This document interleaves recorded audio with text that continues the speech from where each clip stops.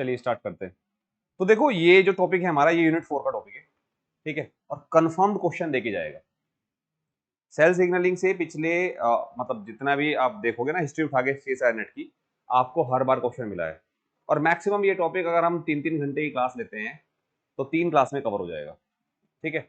हमें इसमें 2-3 चीजों का बस फोकस रखना है कि जब सिग्नलिंग की हम लोग बात करते हैं तो सिग्नलिंग के टाइम पर हमारा सिग्नलिंग किस किस मॉलिक्यूल के बीच हो रही है, कौन कौन से मॉलिक्यूल वहां इन्वॉल्व हैं, ठीक है। देखो एक सिंपल सी बात है, और वो बात ये है कि कोई भी ऑर्गेनिज्म, चाहे वो यूनिसेलुलर ऑर्गेनिज्म हो या फिर वो मल्टी सेलुलर ऑर्गेनिज्म हो, वो आइसोलेशन में नहीं रह सकता। आइसोलेशन का मतलब अकेला नहीं रह सकता, उसको अपने सराउंडिंग से इंटरेक्ट करना ही होता है। अगर कोई यूनिसेलुलर ऑर्गेनिज्म है, लेट्स से एग्जांपल के तौर पर हम बात करें बैक्टीरिया की, बैक्टीरिया है कोई, तो बैक्टीरिया भी ऐसा नहीं कि आइसोलेटेड पड़ा हुआ है, अकेला रहता है, वो भी हमेशा अपने सराउंडिंग से इंटरेक्शन करता है। सराउंडिंग से कैसे इंटरेक्शन करता है? सराउंडिंग से इंटरेक्शन जैसे मान लीजिए उसको न्यूट्रिएंट को डिटेक्ट करना है, तो भी एक तरीके की सिग्नलिंग वहां होगी। उसके सराउंडिंग में उसके जैसी पॉपुलेशन का साइज कितना है, मतलब वो खुद एक इकोलाई है, उसके सराउंडिंग में जो बाकी इकोलाई है उसकी पॉपुलेशन क्या है, उसकी डेंसिटी क्या है, उसको सेंस करना। कोई टॉक्सिक मटेरियल तो नहीं है, उसको सेंस करना। और बिना सिग्नलिंग के ये पॉसिबल नहीं है। और सिग्नलिंग का मतलब केवल ये नहीं होता है कि एक सेल ने एक सिग्नल मॉलिक्यूल को सिक्रीट किया, दूसरी सेल पर उसके रिसेप्टर है, उसने उसको रिसीव किया। नहीं, सिग्नलिंग का मतलब यह है कि एक सेल है हमारे पास में और सराउंडिंग में जो भी कुछ है, सराउंडिंग में हमारा दूसरा कोई सेल से सिक्रीट किया हुआ कोई मैसेंजर हो सकता है, कोई लाइक हार्मोन, कोई साइटोकाइन, कोई कीमोकाइन हो सकता है, उससे इंटरेक्शन करना, वो भी सिग्नलिंग है। सराउंडिंग में जो फिजिकल इन्वायरमेंट है, चाहे हम लोग बात करें टेम्परेचर की, हम लोग बात करें जो है लाइट सनलाइट की, उससे भी इंटरेक्शन करना, ये भी एक सिग्नलिंग के अंडर में आता है। हम लोग बहुत कंफ्यूज होते हैं सिग्नलिंग और सिग्नल ट्रांसडक्शन को लेकर, तो वो सारी बात भी हम लोग को क्लियर करनी है कि सिग्नलिंग का मतलब क्या है और सिग्नल ट्रांसडक्शन का मतलब क्या है। आधे लोग सिग्नलिंग को ही सिग्नल ट्रांसडक्शन बोल देते हैं, वो एक डिफरेंट उनके मीनिंग हो जाते हैं जो हम समझेंगे आज की क्लास में पूरा। लेकिन कभी भी जब सिग्नलिंग की बात करें तो हमें 3 चीजों की रिक्वायरमेंट होती है। सिग्नलिंग की बात जब भी करते हैं हम लोग ना, तो हमें 3 चीजों की रिक्वायरमेंट होती है। पहला होता है हमारा, वो है सोर्स। सोर्स का मतलब, सोर्स वो एक पर्टिकुलर कोई फिजिकल क्वांटिटी या कोई सेल, कुछ भी हो सकता है जहां से सिग्नल आ रहा है। जैसे फॉर एग्जांपल हम यहाँ खड़े हुए हैं, हम धूप में चले जाएंगे, तो वहां सनलाइट एक तरीके से हमारे लिए सिग्नल का काम कर रही है, तो उसका सोर्स क्या है? सन है, ठीक है। हम रास्ते में जा रहे हैं, बड़ा अच्छा सा एक जो है गार्डन हम लोगों को मिला, वहां पर फ्लावर्स हैं। आजकल तो देखते होंगे ना, जैसे सर्दियां स्टार्ट होने वाली होती है ना, तो बड़ी अच्छी सी एकदम, जैसे कॉलोनी में घूमते हैं ना तो फ्रेग्रेंस आनी स्टार्ट होती है, वो जो पेड़ होते हैं ना ब्लूम करते हैं ना जो, और उनसे एक खुशबू आती है बड़ी अच्छी सी ना, तो वो खुशबू आना वो भी एक सिग्नल हो गया हमारे लिए, ठीक है। इसके अलावा कुछ भी सराउंडिंग में है वो सिग्नल हो गया। इवन हमारी बॉडी के अंदर में पिट्यूटरी ग्लैंड ने एक हार्मोन सिक्रेट किया और उस हार्मोन को रिसीव किया किसी दूसरी सेल ने, तो यहां पर पिट्यूटरी ग्लैंड हमारा क्या हो गया? एक सोर्स हो गया। आपने गर्म किसी चीज को हाथ लगाया, वो क्या हो गया? हमारा सोर्स हो गया। तो सोर्स कैन बी एनीथिंग, ये नहीं कि सोर्स हमेशा एक सेल ही होगी जो केमिकल सिक्रीट कर रही होगी। That is one of the type of signalling. Source can be anything जो कहां है? हमारे सराउंडिंग में है। हमारे का मतलब यहाँ हमारे से नहीं है, यहाँ हमारे का मतलब है जो सेल सिग्नलिंग कर रही है उसके रिस्पेक्ट में है ये। सोर्स से क्या सिक्रीट होगा? हमारा सिग्नल। सिक्रीट में टर्म गलत यूज कर रहा हूं, सोर्स से क्या मिलेगा हमें, क्योंकि जरूरी नहीं है कि हमेशा वो सिक्रीट हो। सिक्रीट का तो मतलब ये है कि भाई एक सेल ने एक हार्मोन का सिक्रीशन किया, दैट इज सिक्रीट। ऐसा नहीं है, मतलब सिग्नल का फॉर्मेशन कहां से होगा? हमारा सोर्स से होगा। ये सिग्नल जो है हमारा, ये भी वैरायटी ऑफ नेचर का हो सकता है। वैरायटी ऑफ नेचर का मतलब हम लोग मान ले,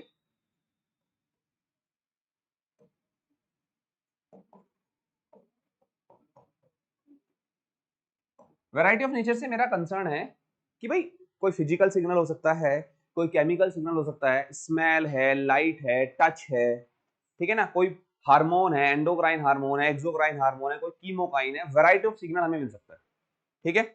हम हर तरीके के सिग्नलिंग की बात, हर तरीके के सिग्नल के थ्रू सिग्नलिंग की बात करेंगे अपनी क्लास में। चाहे वो लाइट हो तो लाइट सिग्नलिंग में हम लोग पढ़ेंगे कि हमारे जो आईज है वो कैसे लाइट के फोटोन को परसीव करती है, या फिर हमारी बॉडी में एक पर्टिकुलर ग्लैंड ने एक हार्मोन सिक्रीट किया, कैसे वो हार्मोन किसी दूसरी सेल पर जाकर इफेक्ट दे रहा है वो करेंगे। इवन ये भी हम लोग डिस्कस करेंगे कि बैक्टीरिया अपने सराउंडिंग में कैसे किसी केमिकल को जो है वो सेंस करता है। बच्चे आरती को डाउट हो तो बताओ, तुम्हारा हैंड रेज हुआ है, ठीक है चलो, ये बात समझ में आई। तो कुछ भी हो सकता है हमारा वो। तो वैरायटी ऑफ मॉलिक्यूल हमारे जो है वो सिग्नल मॉलिक्यूल की तरह काम कर सकते हैं। हम जिस पर सबसे ज्यादा फोकस करेंगे वो होगा कोई केमिकल नेचर का सिग्नल। और मोस्टली चूंकि हम सिग्नलिंग जब पढ़ेंगे तो हम एक मल्टी सेलुलर ऑर्गेनिज्म के अंदर पढ़ेंगे, तो ज्यादातर वो उस केस में एक सेल हमारा कोई हार्मोन का सिक्रेशन करेगी या हमारा जो है कोई सेल किसी केमिकल का सिक्रेशन करेगी, हम उसको फोकस करेंगे, उसका क्लासिफिकेशन करेंगे।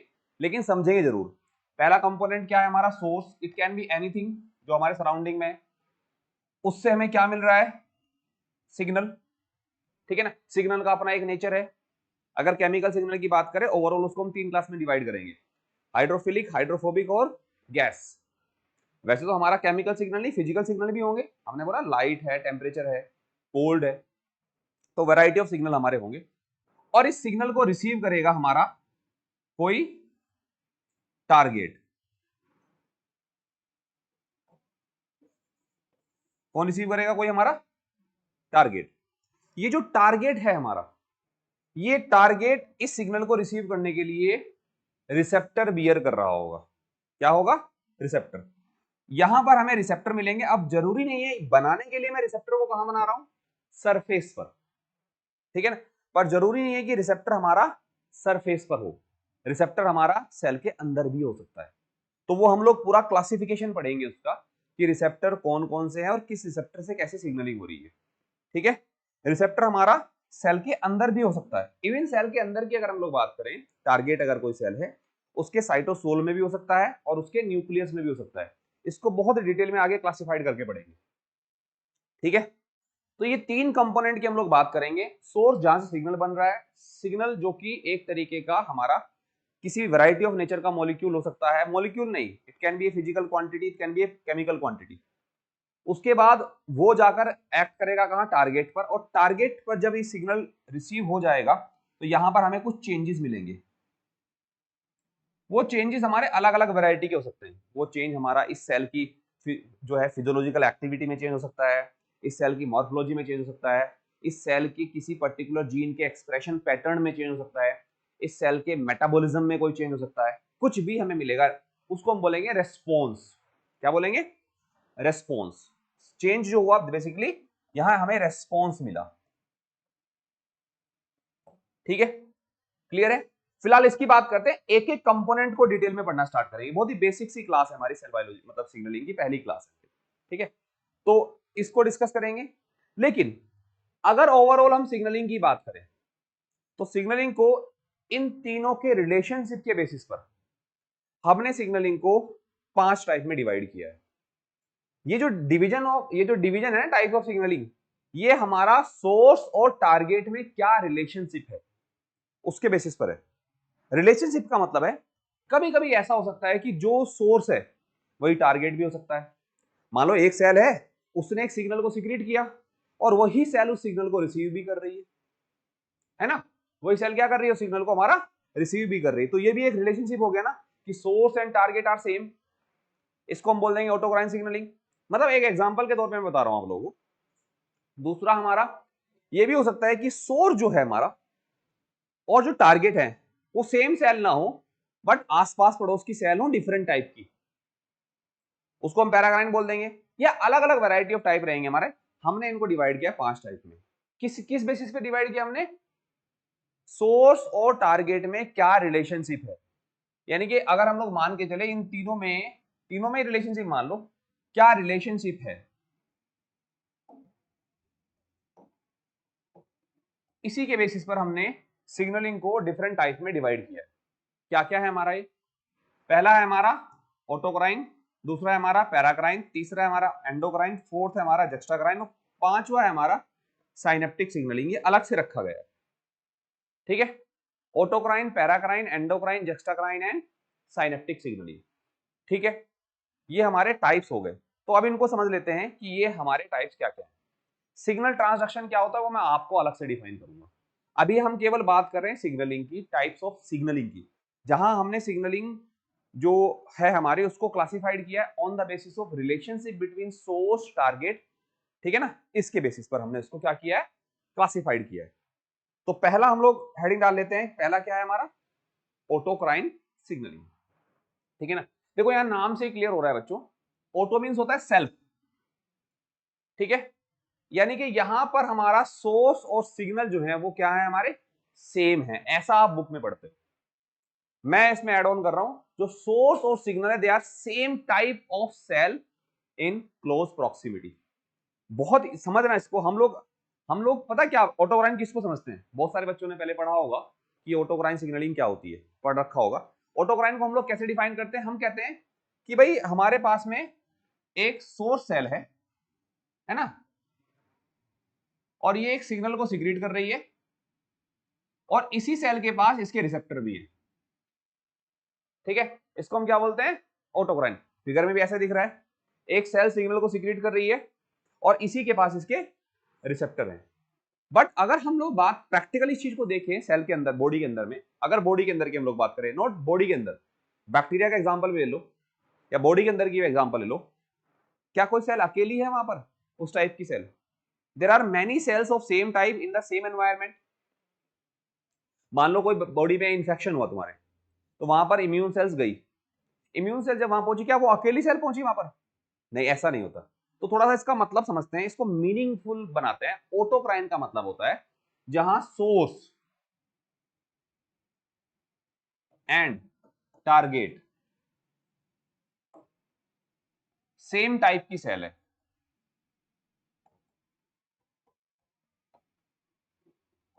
मतलब थोड़ा सा इसको मॉडिफाइड करते हैं और इसको समझते हैं कुछ इस तरीके से, मैं समझा रहा हूं, वापस से हम यहीं पर आ जाएंगे क्योंकि बुक्स में ऐसा ही लिखा हुआ है, और उससे हम गलत ना समझे। देखो मान लीजिए यहां पर मेरी एक सेल है जिसका मैं नाम दे रहा हूं, मान लो T helper cell, let's say for example, अकेली तो नहीं है ना, एक और यहां पर टी हेल्पर सेल है मान लो इसके बराबर में, एक और यहां पर टी हेल्पर सेल है इसके बराबर में।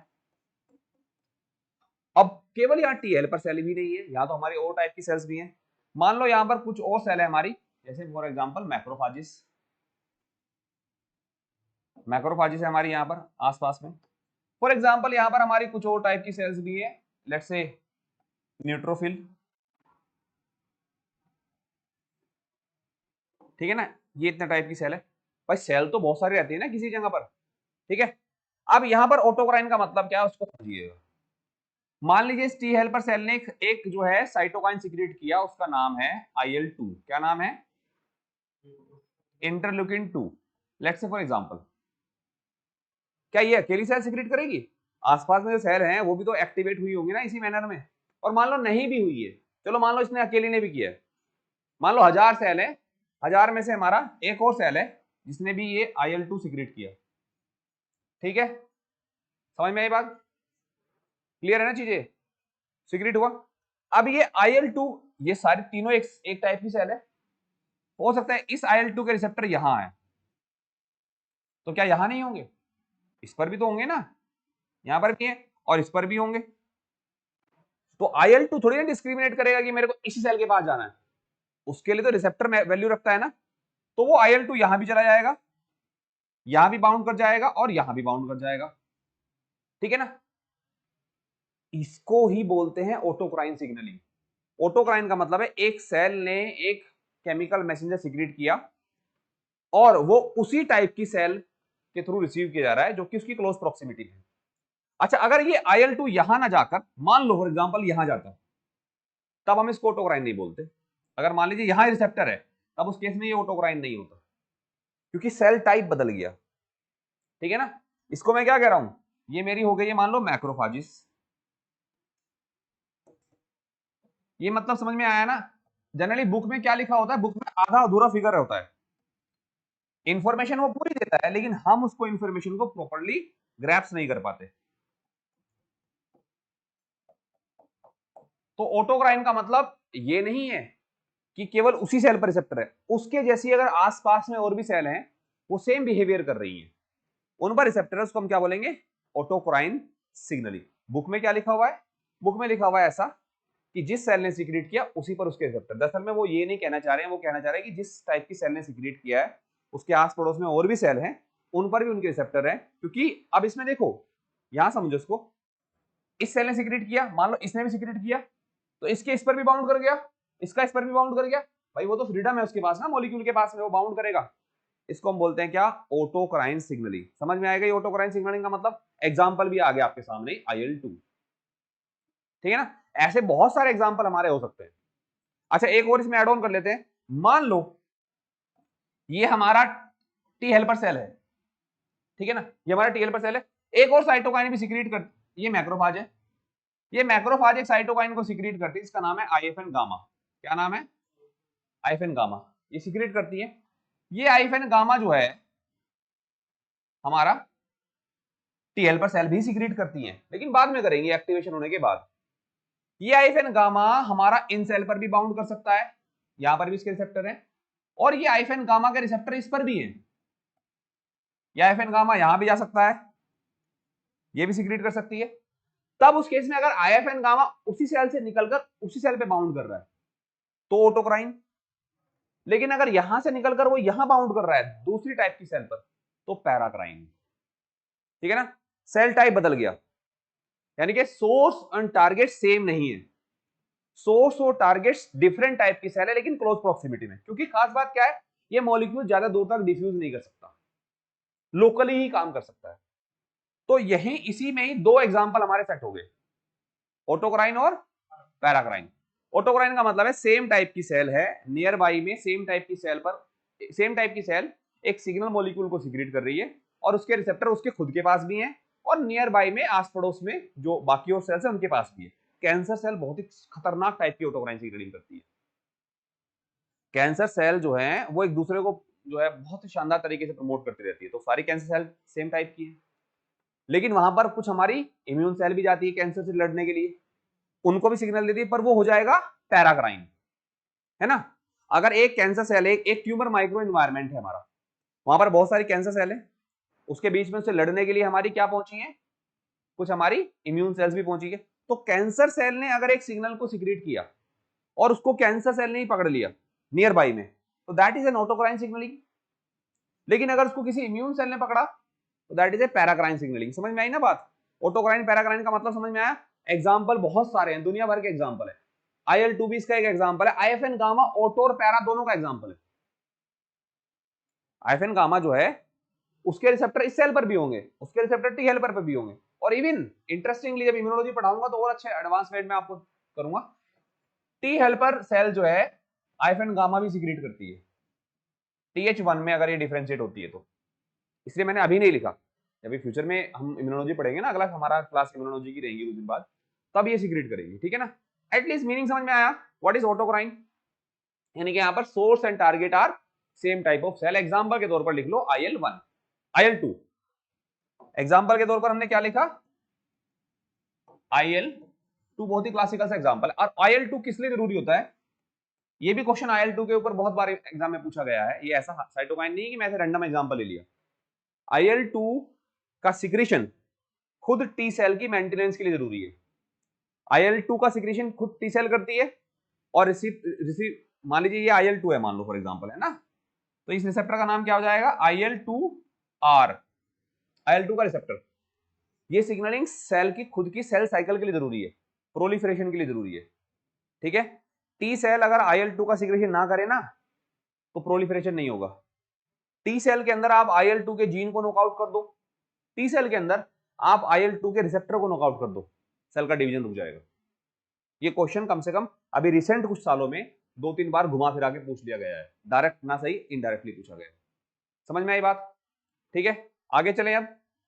तो नेक्स्ट हमारा क्या है, पैराक्राइन। अब तो पैराक्राइन को मुझे बताने की जरूरत नहीं आप लोगों को, मतलब यहां पर ये क्या है, हमारा सोर्स सेल है, सोर्स और टारगेट क्या है, डिफरेंट टाइप की सेल है बट पड़ोसी है।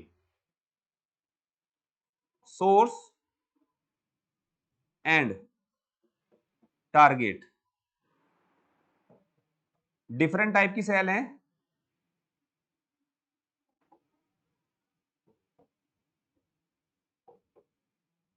बट क्लोज प्रॉक्सिमिटी में है। ये क्लोज प्रॉक्सिमिटी दोनों में वर्ड हम यूज कर सकते हैं। अगर सेम टाइप के लिए है तो हमारा ऑटोक्राइन, अगर डिफरेंट टाइप के लिए क्लोज प्रॉक्सिमिटी है तो हमारा पैराक्राइन।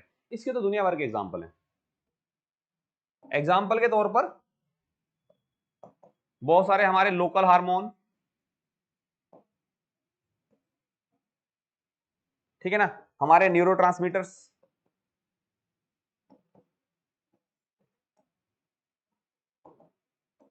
ठीक है, बहुत सारे हमारे साइटोकाइंस भी हैं। There are variety of examples, पर न्यूरोट्रांसमीटर भी इसका एक बहुत ही क्लासिकल सा एग्जांपल है, क्योंकि न्यूरॉन्स तो हमेशा क्लोज प्रॉक्सिमिटी में तो होते हैं। ठीक है, समझ में आई बात? इसमें कोई डाउट किसी को? All points are clear? आगे चलें तो ऑटोक्राइन, पैराक्राइन क्लियर है हमारा। तीसरा आता है हमारा, वो आता है एंडोक्राइन। एंडोक्राइन क्या है बच्चों? एंडोक्राइन में क्या होता है कि मान लीजिए हमारे पास में यहां सोर्स और target they are not in close proximity, आसपास नहीं है वो कहां है हमारे? दूर कहीं है। अब दूर कहीं ले जाने के लिए हमारी बॉडी में हमें चाहिए एक सिस्टम, जैसे सर्कुलेटरी सिस्टम है हमारा। ठीक है, तो यहां पर क्या होगा, मान लीजिए एक सोर्स सेल है कोई, उस सोर्स सेल ने एक सिग्नल को सिक्रीट किया। क्या सिक्रीट किया इसने? ये एक सिग्नल, ये सिग्नल ब्लड में गया। कहां गया? ब्लड में। और ब्लड वेसल में ये मूव किया, और कहीं दूर डिस्टिंक्ट लोकेशन पर हमारा एक टारगेट सेल है, वहां उसके रिसेप्टर है। ठीक है, इसको हमने क्या बोला? Endocrine signalling. मतलब जैसे हम लोग बहुत सारे एंडोक्राइन हार्मोन की बात करते हैं ना, भाई पिट्यूटरी ग्लैंड है हमारा, एंटीरियर पिट्यूटरी तो हमारे बहुत सारे ग्रोथ हार्मोन्स को सीक्रेट करती है। भाई थायराइड पे जाएगा, एडिनल कॉर्टेक्स पे जाएगा, बाकी बॉडी के हर एक सेल पे जाता है। ठीक है, तो वो किसके, वो जब हमारा पिट्यूटरी ग्लैंड सीक्रेट करती है, तो पिट्यूटरी ग्लैंड उसको कहां रिलीज करती है? ब्लड में। ब्लड कैपिलरीज वहां है जो उसको कैरी करती है। वहां से कहां से कैरी करेंगी? हमारा ग्लैंड से। और कैरी करके उसको लेकर जाएंगी कहां? दूर कहीं, मान लो यहां से निकलकर, पिट्यूटरी ग्लैंड तो यहाँ है ना हमारे, यहाँ से निकलकर कहां पहुंचेगा? लीवर पे, किडनी पे, एडिनल कॉर्टेक्स, मतलब किडनी पर हो गया, वहां पर पहुंचेगा। तो वो लेकिन जा रहा है किसके रास्ते? एक सिस्टम, ब्लड सर्कुलेटरी सिस्टम के रास्ते जा रहा है। कभी कभी क्या होता है, इसको बोलते हैं डक्टेड, डक्ट के थ्रू जा रहा है ना हमारा, ठीक है ना, सॉरी, ये हमारा जो है ब्लड फ्लो में मूव कर रहा है। कभी कभी क्या होता है कि हमारा ब्लड फ्लो के बिना भी मूव करता है, उसको हम बोलते हैं एक्सोक्राइन। ठीक है ना, ठीक है ना। तो बहुत सारे ऐसे हमें एग्जांपल मिलेंगे, वो हम एंडोक्राइनोलॉजी में डिस्कस करेंगे, यहां नहीं। हमारे पास यहाँ पर सिंपल सी एक जो है हमारा जो डेफिनेशन हम लोग कवर कर रहे हैं, वो डेफिनेशन के हिसाब से हमारा एक सोर्स है,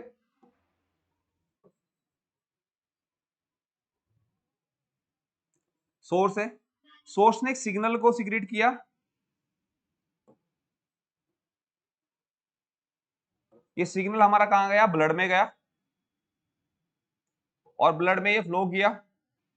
ब्लड में फ्लो करने के बाद ये हमारा कहीं दूर टारगेट सेल पर गया, और टारगेट सेल ने इसको रिसीव किया, और रिसीव करने के बाद हमें क्या मिला? रिस्पॉन्स मिला। ठीक है, क्या मिला हमें? रिस्पॉन्स मिला। ठीक है, लिख रहे हो ना प्रॉपर सब लोग? ठीक है, रिस्पॉन्स मिला, इसको हमने क्या बोला? Endocrine signalling. एग्जाम्पल, एग्जाम्पल के तौर पर एंडोक्राइन हार्मोन,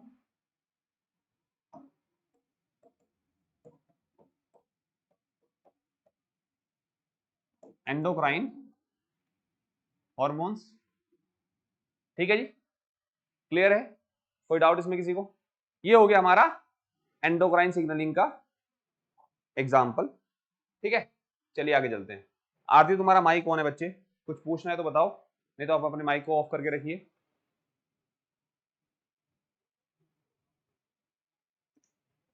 ठीक है, चलें। अब हम बात करते हैं नेक्स्ट, जक्स्टाक्राइन सिग्नलिंग। जक्स्टाक्राइन सिग्नलिंग क्या है हमारी, इसको बहुत ध्यान समझते हैं।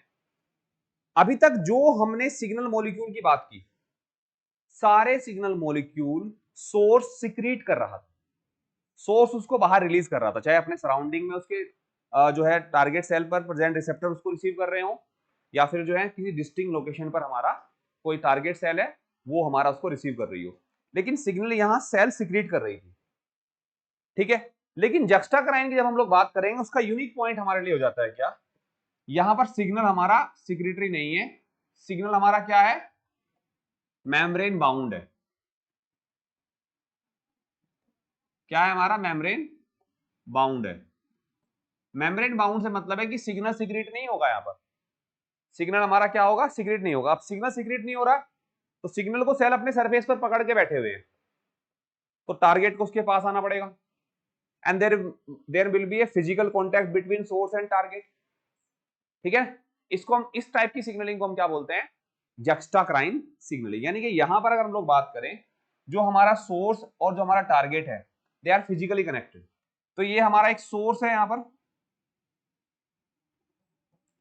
ये हमारा सिग्नल है जो कि इसने सीक्रेट नहीं किया।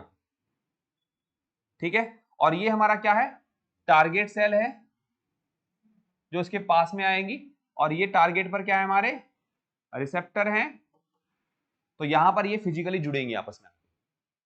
ठीक है, ऐसी सिग्नलिंग को हम क्या बोलते हैं, जक्स्टाक्राइन। यानी कि यहां पर सोर्स एंड टारगेट क्या है, फिजिकली कनेक्टेड है।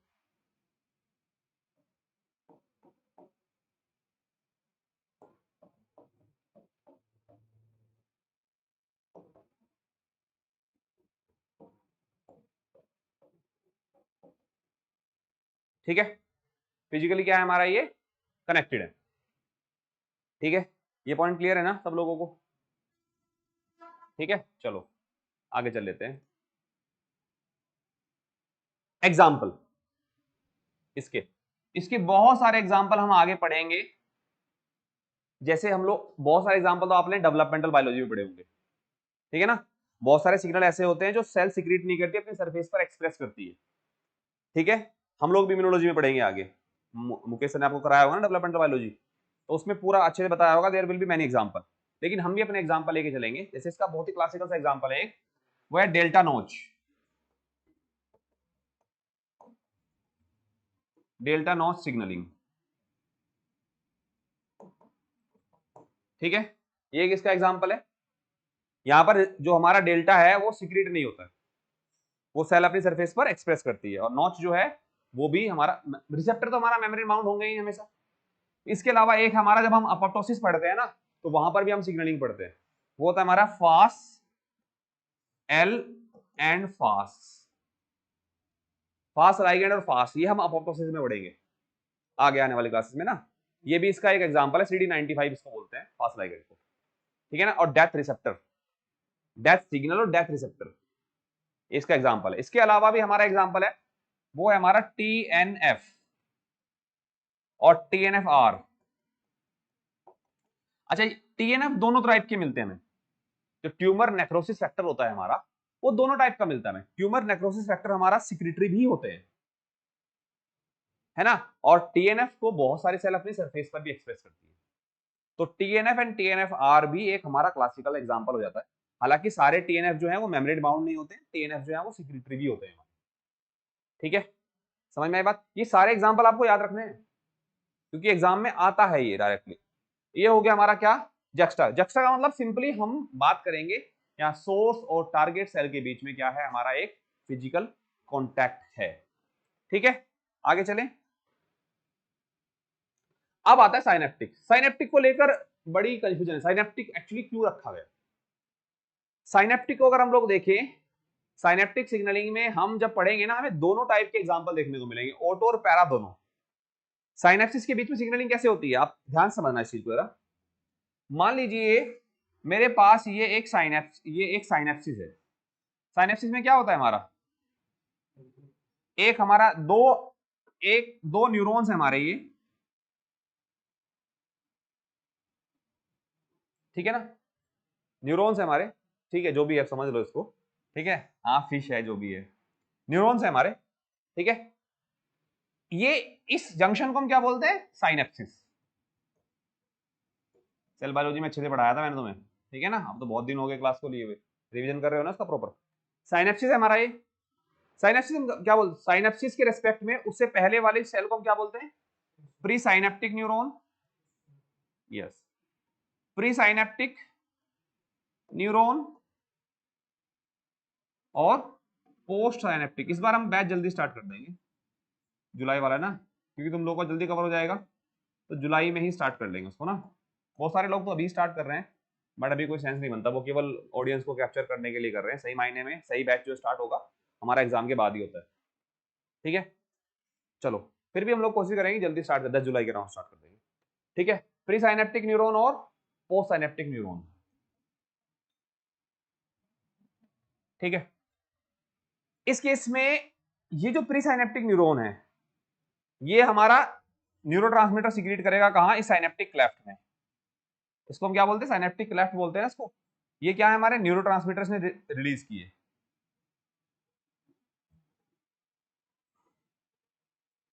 साइनेप्टिक क्लेफ्ट है हमारा ये, अच्छा इधर नहीं, यहां लिखते हैं इसको।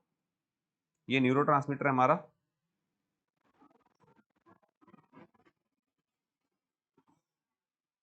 और ये हमारा है साइनेप्टिक क्लेफ्ट,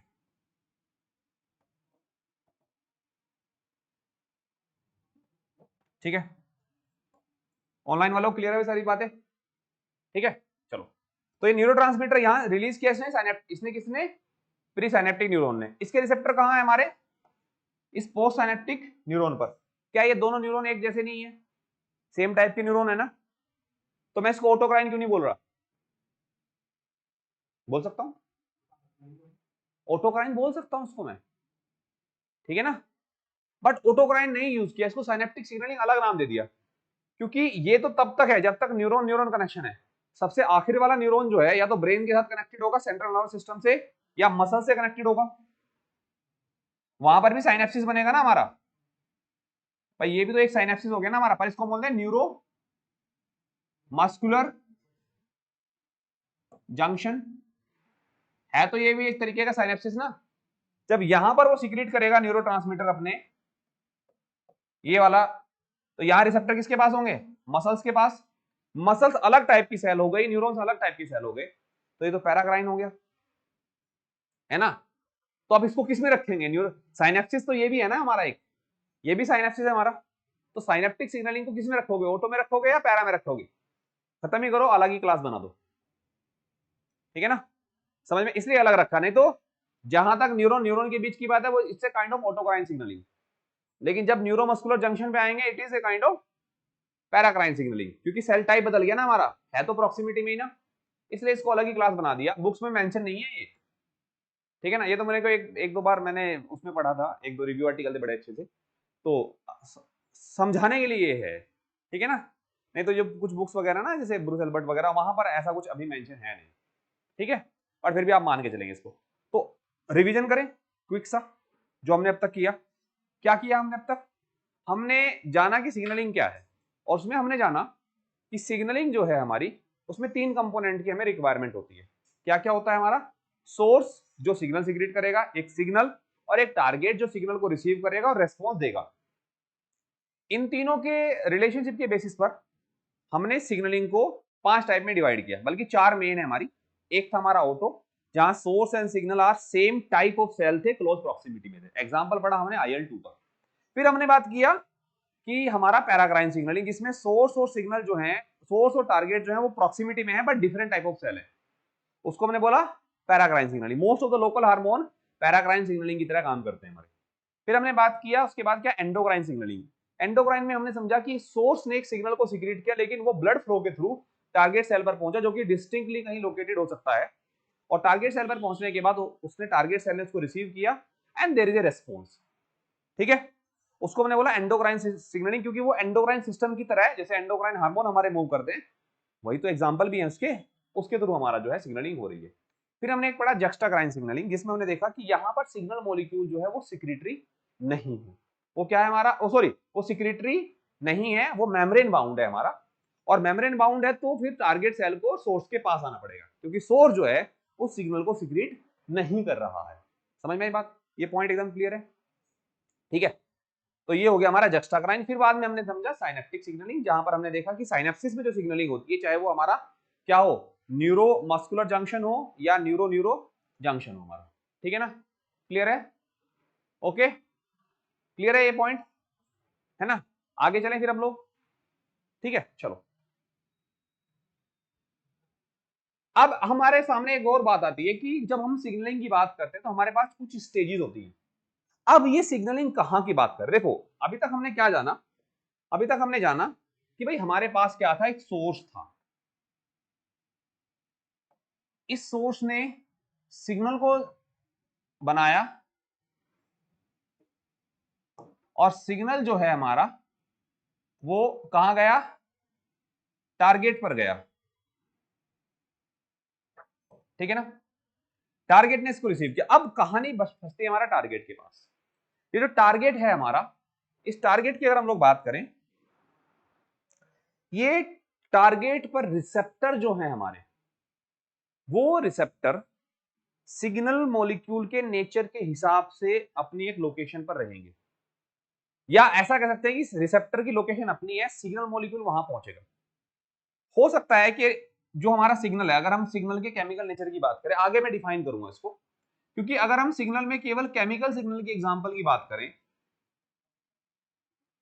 केमिकल सिग्नल के एग्जांपल की बात करें, तो केमिकल सिग्नल जो है हमारा, ये केमिकल सिग्नल के दो मेन नेचर हो सकते हैं हमारे। या तो ये हो सकता है हमारा हाइड्रोफिलिक, या ये हो सकता है हमारा हाइड्रोफोबिक, ठीक है। अब यहां ये नेचर हो गया। जो हाइड्रोफिलिक सिग्नल मतलब है कि नेचर में क्या है, पोलर है, पोलर को तो बोलते हैं हम लोग। और ये क्या है हमारा, नॉन पोलर है, ठीक है। जब हम बात करते हैं पोलर और नॉन पोलर की, एक मिनट को मैं जरा ये कमेंट हटा देता हूं यहां से ना। जब हम बात करते हैं, एक मिनट है ना, जब हम बात करते हैं पोलर और नॉन पोलर की, तो जो ये जो टारगेट सेल है, इस पर एक मेम्ब्रेन है ना। कोई अगर नॉन पोलर सिग्नल नेचर का है, या सिग्नल का नेचर क्या है, नॉन पोलर है हमारा, ठीक है, ये आसानी से मेम्ब्रेन को क्रॉस कर जाएगा, क्योंकि नेचर क्या है उसका, नॉन पोलर। और मेम्ब्रेन क्या है हमारी, लिपिड की बाइलेयर है, उसका नेचर भी मैक्सिमम क्या मिलता है हमें, जो मेजर पोर्शन है वो नॉन पोलर है। तो इस तरीके के सिग्नल मॉलिक्यूल के रिसेप्टर हमें सेल के अंदर मिलते हैं।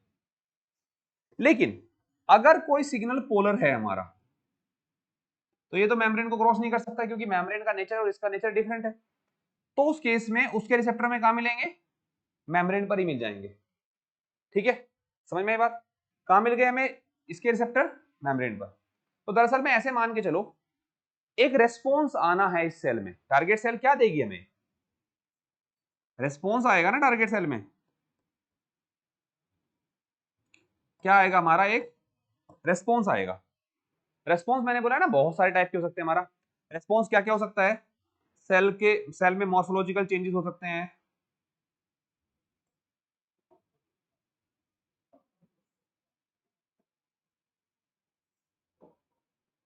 सेल में जो है हमारा कोई जीन एक्सप्रेशन में चेंज हो सकता है,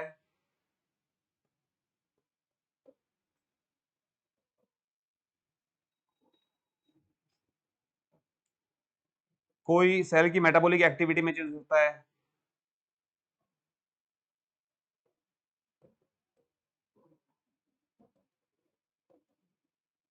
ठीक है ना। सेल के साइटोस्केलेटन में चेंज हो सकता है,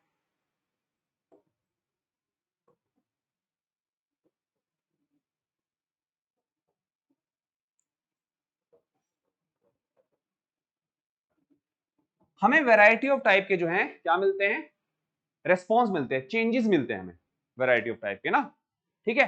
ये इसी को बोलते हैं रेस्पॉन्स।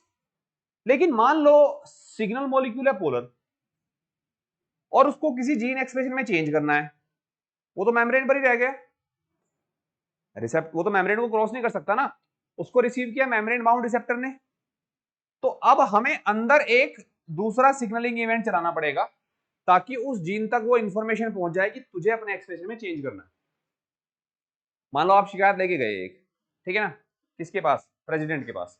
अब आप डायरेक्टली प्रेसिडेंट से नहीं मिल सकते, ठीक है, तो आप क्या करोगे, आप जाओगे प्रेसिडेंट ऑफिस में, बाहर पर एक गेट कीपर खड़ा होगा, आपने उसको इन्फॉर्मेशन दे दी। ऐसा नहीं कि सब लोग ऐसे नहीं होंगे, प्राइम मिनिस्टर है जैसे मान लीजिए, उनको थोड़ी ना कोई रोकेगा, वो तो सीधा प्रेसिडेंट के पास जाएंगे। तो वो हो गया हमारा क्या, नॉन पोलर। न्यूक्लियस मान लो यहाँ पर हमारा प्रेसिडेंट है सेल का, उसी के अंदर से हमें जीन एक्सप्रेशन में चेंज मिल रहा है, तो जो हमारा जो प्राइम मिनिस्टर सर हैं वो तो डायरेक्टली अंदर चले जाएंगे ना भाई, वो तो नहीं रुकेंगे ना गेट पर, लेकिन आपको तो नहीं जाने दिया जाएगा, ठीक है। तो आप वहां जाओगे, आप अपनी इंफॉर्मेशन किसको दोगे, गेट कीपर को दोगे। अब वो गेट कीपर भी गेट नहीं छोड़ सकता, ये रिसेप्टर भी हमारा गेट नहीं छोड़, मेम्ब्रेन नहीं छोड़ सकता ना, तो वो आगे इंफॉर्मेशन को ट्रांसमिट करेगा, ठीक है ना। हो सकता है कि अंदर कोई दूसरा पर्सन हो जो आए गेट पर और उस चीज को लेकर जाए, हो सकता है कि वो आगे किसी और को दे दे, ठीक है ना, क्योंकि हो सकता है कि वो भी, उनको भी अलाउ ना हो ना प्रेसिडेंट तक पहुंचना, तो आगे वो किसी और को देगा, वो आगे किसी और को देगा। तो हमें यहां अंदर पे एक और सिग्नलिंग दिखेगी, कुछ इवेंट्स दिखेंगे, लेकिन ये किस केस में दिख रहे हैं, जब हमारा सिग्नल मॉलिक्यूल का नेचर कैसा है, पोलर, वो सिग्नल जो मेम्ब्रेन को क्रॉस नहीं कर सकता, ठीक है। सिग्नल का नेचर क्या है हमारा फिर, पोलर, उसके लिए रिसेप्टर कहां है, मेम्ब्रेन पर, तो अंदर पे एक और इवेंट स्टार्ट होगा हमारा,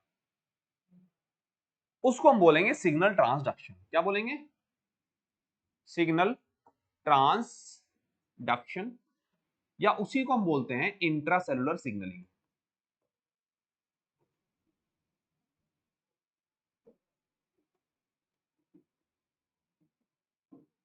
लेकिन खास बात क्या है, ये इंट्रासेलुलर सिग्नलिंग आपको किस टाइप के मॉलिक्यूल में मिली, जिसका नेचर पोलर था।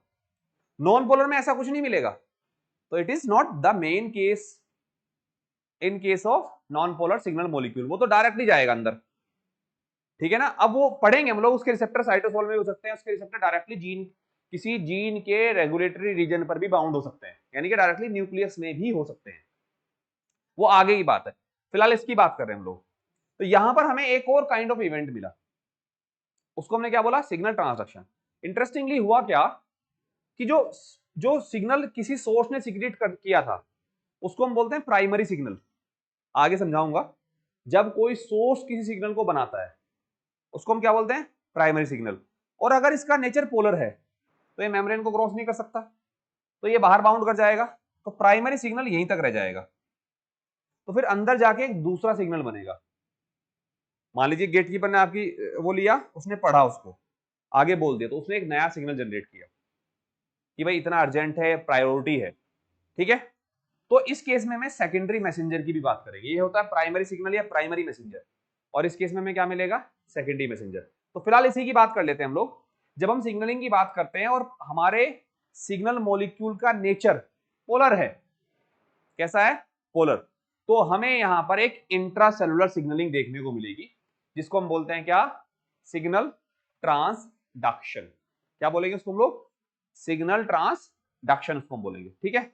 तो उसी के ही बात करें ओवरऑल, सिग्नलिंग से यहां कंसर्न है हमारा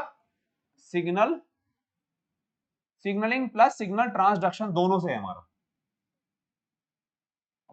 सिग्नल ट्रांसडक्शन किसको बोलेंगे हम लोग, इंट्रासेलुलर सिग्नलिंग को। और ये इवेंट हमें किस केस में मिलेगा, जब हमारा सिग्नल मॉलिक्यूल का नेचर क्या होगा, पोलर होगा।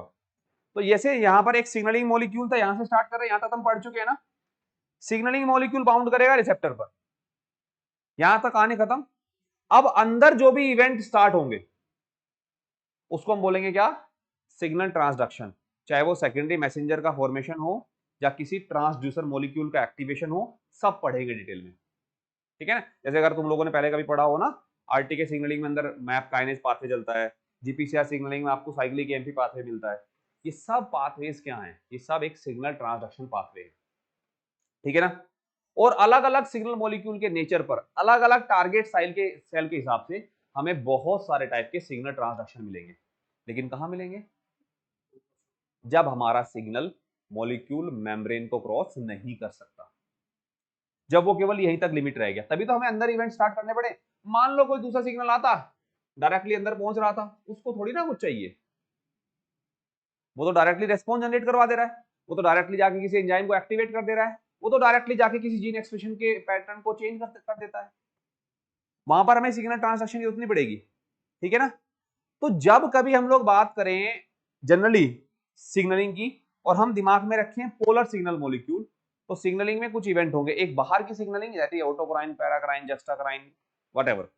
फिर जब सेल पर इवेंट स्टार्ट होंगे, तो उसमें 3 इवेंट होंगे मेन, सिग्नल का परसेप्शन, जो कि वो एक रिसेप्टर करेगा हमारा, सिग्नल जो है ना हमारा, उसको रिसीव भी तो किया जाएगा ना, तो सिग्नल का परसेप्शन वो कौन करेगा? हमारा रिसेप्टर। रिसेप्टर कहाँ है हमारा? मेम्ब्रेन पर। क्यों है मेम्ब्रेन पर? क्योंकि भाई हमारा सिग्नल मॉलिक्यूल अंदर नहीं जा सकता। ठीक है, तो पहला इवेंट क्या हो गया हमारा? Signal perception. फिर अंदर इवेंट जो स्टार्ट होंगे उनको हम क्या बोलेंगे? Signal transduction. उसमें एक प्रोटीन एक्टिवेट होगी, वो दूसरे को एक्टिवेट करेगी, दूसरी तीसरे को एक्टिवेट करेगी। हम बहुत सारे सिग्नल ट्रांसडक्शन पाथवे पढ़ेंगे। उसके बाद जाकर हमें क्या मिलेगा? Cellular response. अब उसके रेस्पॉन्स में सेल अपने अंदर बहुत सारे इवेंट को सेंस करेगी। जैसे मान लीजिए वन ऑफ द इवेंट यहाँ लिखा गया है, दरअसल में ये जो एग्जांपल लिया गया है, ये लिया गया है जब कोई इम्फाला, इम्फाला जैसे वो होता है ना, हिरन होता है, हिरन, या आप ही मान लो, इम्फाला ही मान लो अपने आप को देर के लिए, जंगल में आप घूम रहे हो, सफारी कर रहे हो, बहुत कॉमन है देहरादून में, तो अचानक से बाघ आ जाए सामने, ठीक है ना, तो क्या करोगे आप? भागोगे, है ना।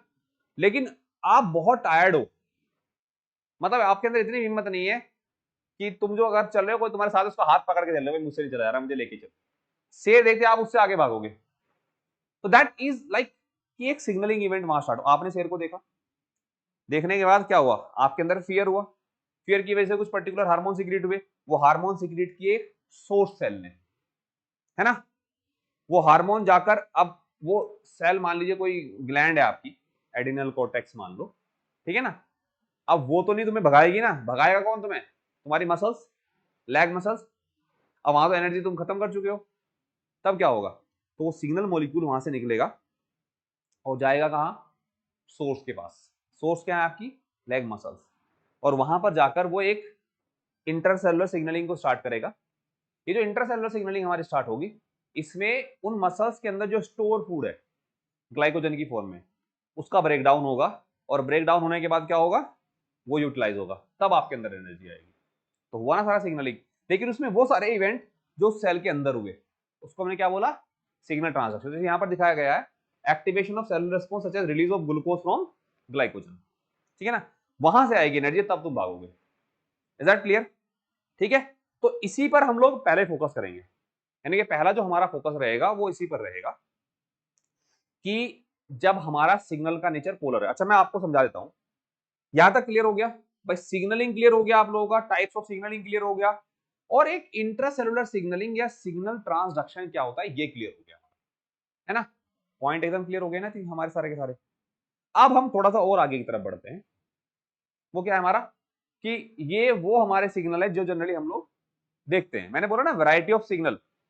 अब हमने क्या पढ़ा? हमने सोर्स, सिग्नल और टारगेट को पढ़ा, उनके बीच रिलेशनशिप पढ़ी, और सिग्नल ट्रांसलेशन को हमने एक ओवरव्यू ले लिया। अब थोड़ा सा हम जानते हैं कि भाई वो जो सिग्नल था हमारा वो कितने टाइप के। अब वो जो 3 पॉइंट थे ना हमारे, कौन कौन से?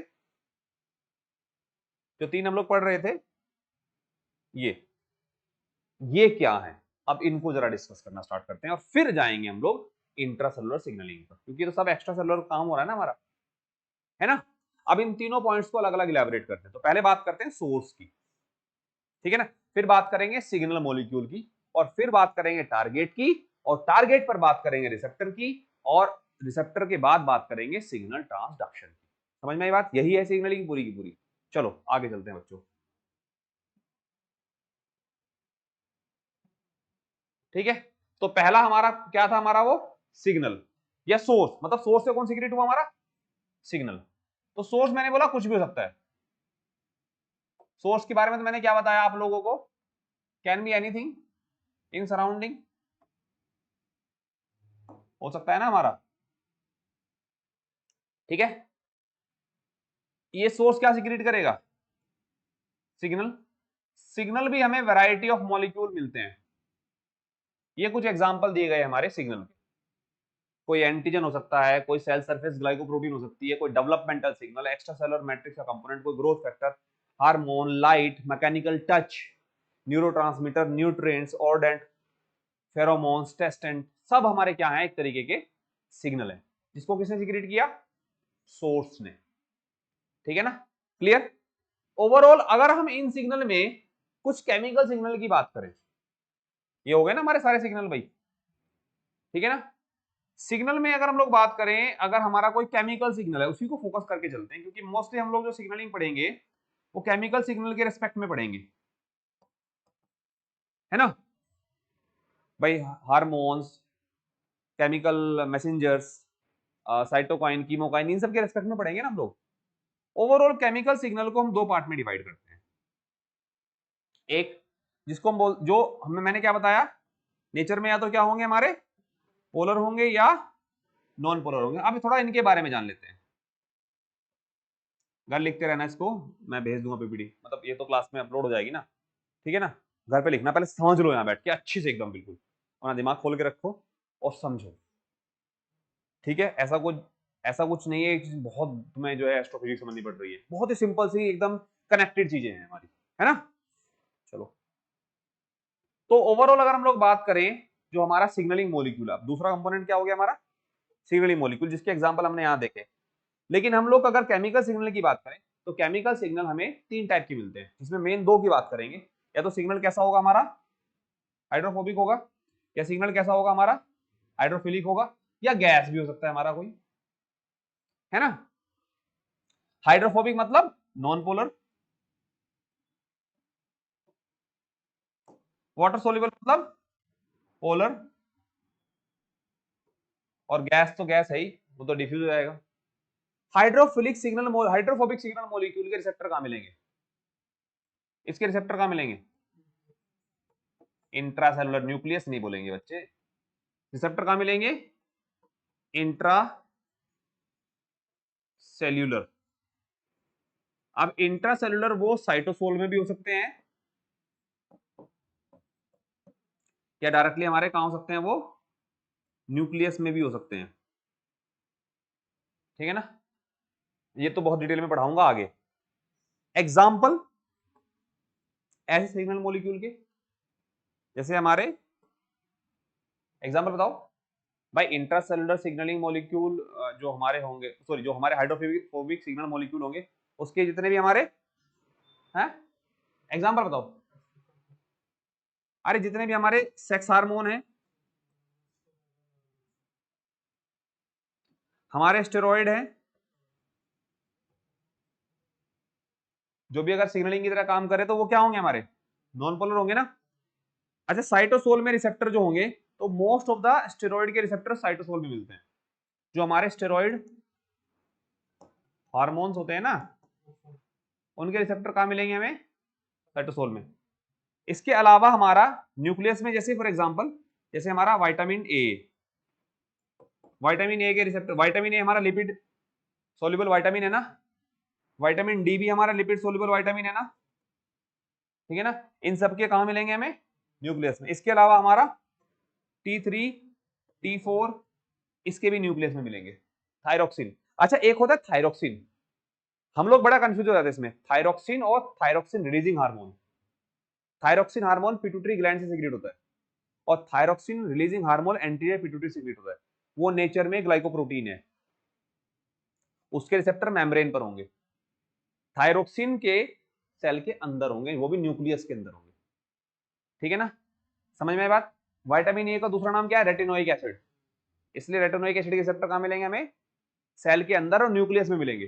विटामिन डी, कोलियोकैल्सिफेरॉल, रिसेप्टर कहां मिलेंगे, सेल के अंदर, वो भी न्यूक्लियस के अंदर, ठीक है। और T3 T4 थायरोक्सिन हार्मोन है ये हमारे, जो हमारा थायराइड ग्लैंड से, इसमें बहुत कंफ्यूजन होता है आप लोगों को, थायरोक्सिन हार्मोन और थायरोक्सिन रिलीजिंग हार्मोन। टीआरएच जो है वो हमारा एंटीरियर पिट्यूटरी सीक्रेट होगा, ठीक है ना, थायरोक्सिन रिलीजिंग हार्मोन, ठीक है। सब वहीं से, अरे हाइपोथैलेमस से आएगा, मान लीजिए आएगा तो पहले पिट्यूटरी के थ्रू ही ना। इतना मान लो कि वो नेचर में हमारा, देखो एक होगा जो थायरोक्सिन रिलीजिंग हार्मोन को रिलीज करवाएगा, वो पिट्यूटरी से करवाएगा, ठीक है ना। आप फिलहाल इस बात को समझ लो कि मैं जो कंफ्यूजन आपको होती है वो थायरोक्सिन में और थायरोक्सिन रिलीजिंग हार्मोन या थायरोक्सिन स्टिमुलेटिंग हार्मोन में होती है, ये बहुत बड़ी कंफ्यूजन है। तो जो थायरोक्सिन हार्मोन है वो हमारा सीक्रेट होगा हमारा थायराइड ग्लैंड से, उसके रिसेप्टर होंगे न्यूक्लियस में, उसको रिलीज करवाने में, उसको स्टिमुलेट कराने में सब कहां से आएंगे, हमारे एंटीरियर पिट्यूटरी या हाइपोथैलेमस से आएंगे, ठीक है ना। वो नेचर में ग्लाइकोप्रोटीन होते हैं, ठीक है। समझ में आई बात। उनके रिसेप्टर सेल की सरफेस पर होंगे, ठीक है, वो सब पोलर नेचर के होंगे, तो ये कंफ्यूजन रहता है हम लोगों को। एनीवे इसको कवर करते हैं, यहां तक कोई डाउट किसी को? ठीक है, वाटर सॉल्युबल मॉलिक्यूल, इनके रिसेप्टर कहां होंगे? प्लाज्मा मेम्ब्रेन पर होंगे। ठीक है, और यहां हमें सेकेंडरी मैसेंजर का फॉर्मेशन मिलेगा। अभी पढ़ते हैं आगे। यहां हमें सेकेंडरी मैसेंजर का फॉर्मेशन मिलेगा ना, क्यों? क्योंकि यहां पर क्या मिलेगा हमें? सिग्नल ट्रांसडक्शन मिलेगा। ठीक है, एग्जाम्पल जितने भी हमारे ग्लाइकोप्रोटीन हार्मोन है, इंसुलिन हो गया, हमारे पेप्टाइड हार्मोन है, जितने भी सब क्या है हमारे, सब हमारे पोलर नेचर के हैं। ठीक है, तो वैरायटी ऑफ एग्जांपल मिलेंगे, पर इस केस में हमें यूनिक क्या मिलेगा? Signal transduction. यहां कोई सिग्नल ट्रांसडक्शन नहीं मिलेगा, यहां पर हमें क्या मिलेगा? सिग्नल ट्रांसडक्शन हमें यहां मिलता है। ठीक है ना, बात समझ में आई ना पूरी? इसमें तो कोई डाउट नहीं किसी को भी, ऑल पॉइंट्स आर क्लियर। आगे चले, ठीक है, चलो। गैस के लिए कोई बाउंड्री नहीं है, gas can be easily diffuse from one cell to another cell. हम गैसियस सेल का एग्जांपल भी पढ़ेंगे सिग्नलिंग में, और वो होगा हमारा नाइट्रिक ऑक्साइड गैस। ठीक है, उसको पढ़ेंगे हम लोग। इसका एग्जांपल में जैसे NO गैस। ठीक है, इसको तो कोई बाउंड्री नहीं है, इसके रिसेप्टर हमेशा सेल के अंदर होंगे, क्योंकि जिसके लिए कोई भाई हमारे मेम्ब्रेन पर रिसेप्टर उसके है ना, इसके लिए मेम्ब्रेन बाउंड्री है, वो अंदर नहीं जा सकता, तो ही तो उसके रिसेप्टर मेम्ब्रेन पर है ना। गैस को तो कोई रोकने वाला नहीं है, gas can easily diffuse across the lipid bilayer. ठीक है, तो सिग्नल मॉलिक्यूल के बारे में समझ में आया। अब इनसे रिलेटेड कुछ बातों को समझ लेते हैं। चाहिए कुछ नोट्स है हमारे, जैसे सिग्नलिंग मॉलिक्यूल जो है small protein, ion, hydrophobic signal molecule हो सकते हैं, लेकिन दो मेन नेचर है हमारे, क्या क्या मैंने आपको समझाया, हाइड्रोफोबिक और वाटर सोल्यूबल। इसके बारे में वही बातें लिखी हुई जो मैंने आपसे डिस्कस की। ठीक है, ये सब वही पॉइंट्स है। ओके लेकिन थोड़ा सा हम अब जरा इस बात को समझ लेते हैं, एक डिस्क्रिमिनेशन भी कर लेते हैं। जो हाइड्रोफोबिक सिग्नल मॉलिक्यूल है, जैसे स्टेरॉइड हार्मोन हो गया, रेटिनॉइड्स हो गए, थायरोक्सिन हो गया। रेटिनॉइड्स मतलब विटामिन ए डेरिवेटिव, अभी बताया ना मैंने आप लोगों को। तो उस केस में हमारे लिए कोई बाउंड्री तो है नहीं मेम्ब्रेन, तो कहां जाएगा? डायरेक्टली सेल के अंदर जाएगा। ये आधी अधूरी चीज दिखाई गई है, रिसेप्टर उसके साइटोसोलिक हो सकते हैं, या रिसेप्टर इसके जो है डायरेक्टली न्यूक्लियस में भी हो सकते हैं, अभी बताया ना मैंने आप लोगों को। लेकिन दोनों केस में हम उसको इंट्रासेलुलर रिसेप्टर ही बोलेंगे। अब इंट्रासेलुलर का मतलब सेल के अंदर या न्यूक्लियस के अंदर, है तो दोनों सेल के अंदर ही ना भाई। इंट्रासेलुलर सिग्नलिंग तो वही हो गई ना हमारी। अच्छा, एक और इंटरेस्टिंग चीज है यहाँ पर, इस फैमिली के जो भी रिसेप्टर होंगे हमारे, उनको हम न्यूक्लियर रिसेप्टर सुपर फैमिली के अंडर में रखते हैं। आगे पूरा डिटेल है इस क्लास, मतलब इस क्लास में नहीं, अगली कुछ एक कल या परसों क्लास में हो जाएगा। न्यूक्लियर रिसेप्टर सुपर फैमिली है ना, नाम दिमाग में आते क्या आएगा कि यार ये रिसेप्टर सारे कहां है? न्यूक्लियस में है ना। लेकिन फैमिली में, एक ही फैमिली में उनको रख रहे हैं, उनकी लोकेशन के बेस पे नहीं रख रहे हैं, रख रहे हैं उनमें स्ट्रक्चरल सिमिलरिटी के बेसिस।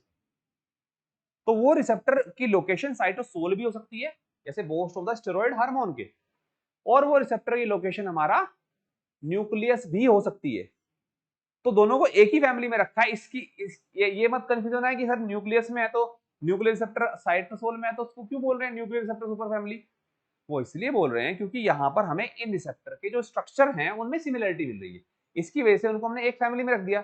हम लोग रखते हैं ना फैमिली प्रोटीन्स को, भाई हमारे हीमोग्लोबिन है, मायोग्लोबिन है, एक ही फैमिली की प्रोटीन है, because they either they have some structural similarities, either they are performing same kind of functions. तो फैमिली को हम इसी बेसिस पे क्लासिफाइड करते हैं ना। ठीक है, तो यहां पर कोई दिक्कत नहीं है, लेकिन यहां पर एक बड़ी प्रॉब्लम है। प्रॉब्लम क्या है मैं आपको बताता हूं, क्या समझना, वो फिगर बाद में देखते हैं। मान लो मेरा सिग्नल नॉन पोलर है। क्या है मेरा सिग्नल? हाइड्रोफोबिक है। और मान लो उसको एक सोर्स ने सिक्रीट किया बॉडी के अंदर, थायरोक्सिन हार्मोन किसने सिक्रीट किया? थायराइड ग्लैंड ने सिक्रीट किया। उसका टारगेट तो बहुत सारे सेल्स पर है बॉडी में, है ना। तो वो सिग्नल को उस सेल तक पहुंचने में ब्लड फ्लो के थ्रू जाना पड़ेगा, क्योंकि ये सिग्नलिंग वाया एंडोक्राइन होगी। अब वहां उसको ये नॉन पोलर सिग्नल जो है हमारा, जब ये ब्लड में मूव करेगा, जब इसका ब्लड में क्या होगा, हमारा ट्रांसपोर्ट होगा, तो ये फ्री नहीं जा सकता। वैसे भी एग्जांपल है ना, प्राइम मिनिस्टर साहब पैदल थोड़ी जाएंगे, वो कैसे जाएंगे, अपना उसका अपना एक चैरियट होगा, उसमें जाएंगे ना। तो ये जो नॉन पोलर मॉलिक्यूल है, they are like the important person, important personality. तो ये ब्लड में जब ट्रांसपोर्ट होंगे वाया कैरियर प्रोटीन, इनको कोई ना कोई कैरियर प्रोटीन लेके जाएगी। जैसे ब्लड में होता है ना एल्ब्यूमिन वगैरह हो गया, ठीक है ना, तो वो लेकर जाएगी उनको। या जैसे हम लोग बोलते हैं लिपिड क्या ट्रांसपोर्ट कैसे होता है, एलडीएल की फॉर्म में या वीएलडीएल की फॉर्म में, इस फॉर्मेट में होता है ना, समझ में आई बात। तो इनको चाहिए कैरियर ट्रांसपोर्ट के टाइम पर। लेकिन जब ये टारगेट पर पहुंचेंगे, ये है हमारा क्या, टारगेट। तो टारगेट पर पहुंचने के बाद दे directly enter into the target. मान लीजिए ये हमारा एक नॉन पोलर सिग्नल मॉलिक्यूल था, ब्लड में गया, जब ब्लड में गया तो ब्लड में इसको क्या चाहिए, एक कैरियर चाहिए। कैरियर प्रोटीन है मान लो albumin for example, is one of the most important example of carrier protein in blood. इससे बाउंड किया, ये लेकर जा रहा है इसको टारगेट तक, ठीक है ना। टारगेट पे जाते इसने क्या किया, इसको छोड़ दिया, ये अलग हो गया हमारा। अब ये डायरेक्टली कहां चला गया, हमारा सेल के अंदर। इसको वहां कोई रोकने वाला नहीं था ना। इसकी एक ड्रॉबैक क्या आई रही कि ब्लड में बिना कैरियर के नहीं चल सकता, because of its nature, non polar nature, नहीं चल सकता ना। तो ये अंदर चला जाएगा, लेकिन इसको ब्लड में कैरियर चाहिए। वहीं अगर हम दूसरी बात करें, अगर हमारा सिग्नल मॉलिक्यूल कैसा है नेचर में,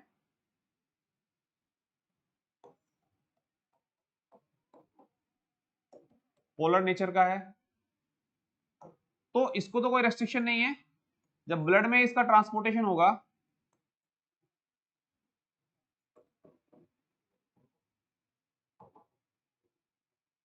तो इसको तो कैरियर नहीं चाहिए, ठीक है ना।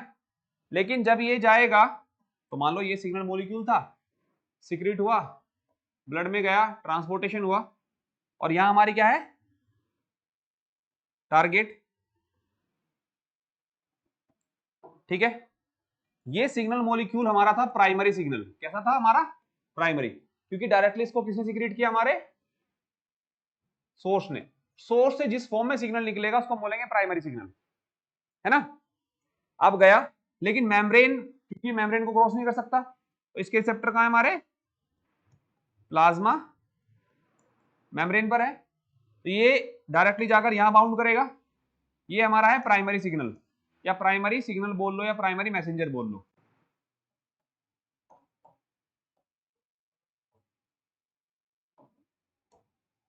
ठीक है।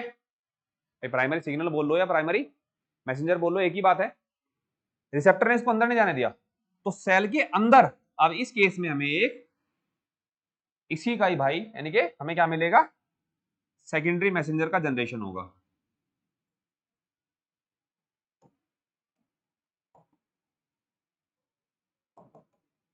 क्या होगा, हमारा सेकेंडरी मैसेंजर का जनरेशन होगा।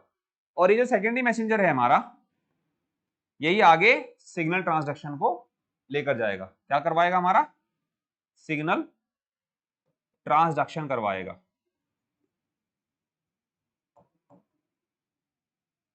ठीक है।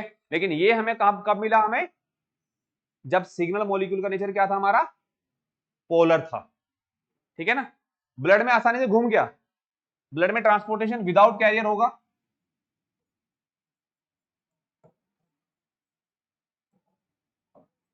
होगा कि नहीं होगा, विदाउट कैरियर होगा ना। अंदर गया, तो वहां इसको, ये बेचारा बाहर रह गया, अंदर हमें एक सेकेंडरी मैसेंजर का फॉर्मेशन हुआ, और हमें क्या मिला, signal transduction. There are variety of example of secondary messenger, ठीक है ना। एग्जांपल के तौर पर सेकेंडरी मैसेंजर के एग्जांपल अगर मैं बात करूं ना, बहुत सारे हैं जो आप लोग पढ़ेंगे डिफरेंट टाइप के सिग्नल ट्रांसडक्शन पाथवे में। उसमें हमारा एक इंपॉर्टेंट है साइक्लिक एएमपी, एक है हमारा साइक्लिक जीएमपी, एक है हमारा डीएजी, एक है हमारा IP3, एक है हमारा calcium ion. There are variety of secondary messenger जो सेल के अंदर बनेंगे, ठीक है। जिसको हम आगे पढ़ेंगे।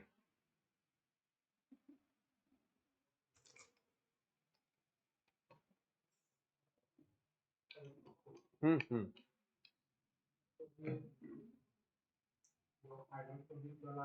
हाँ हाँ हाँ हाँ हाँ, रिलीज क्यों हो रहा है?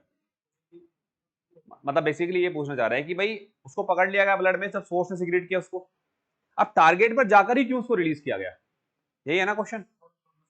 हाँ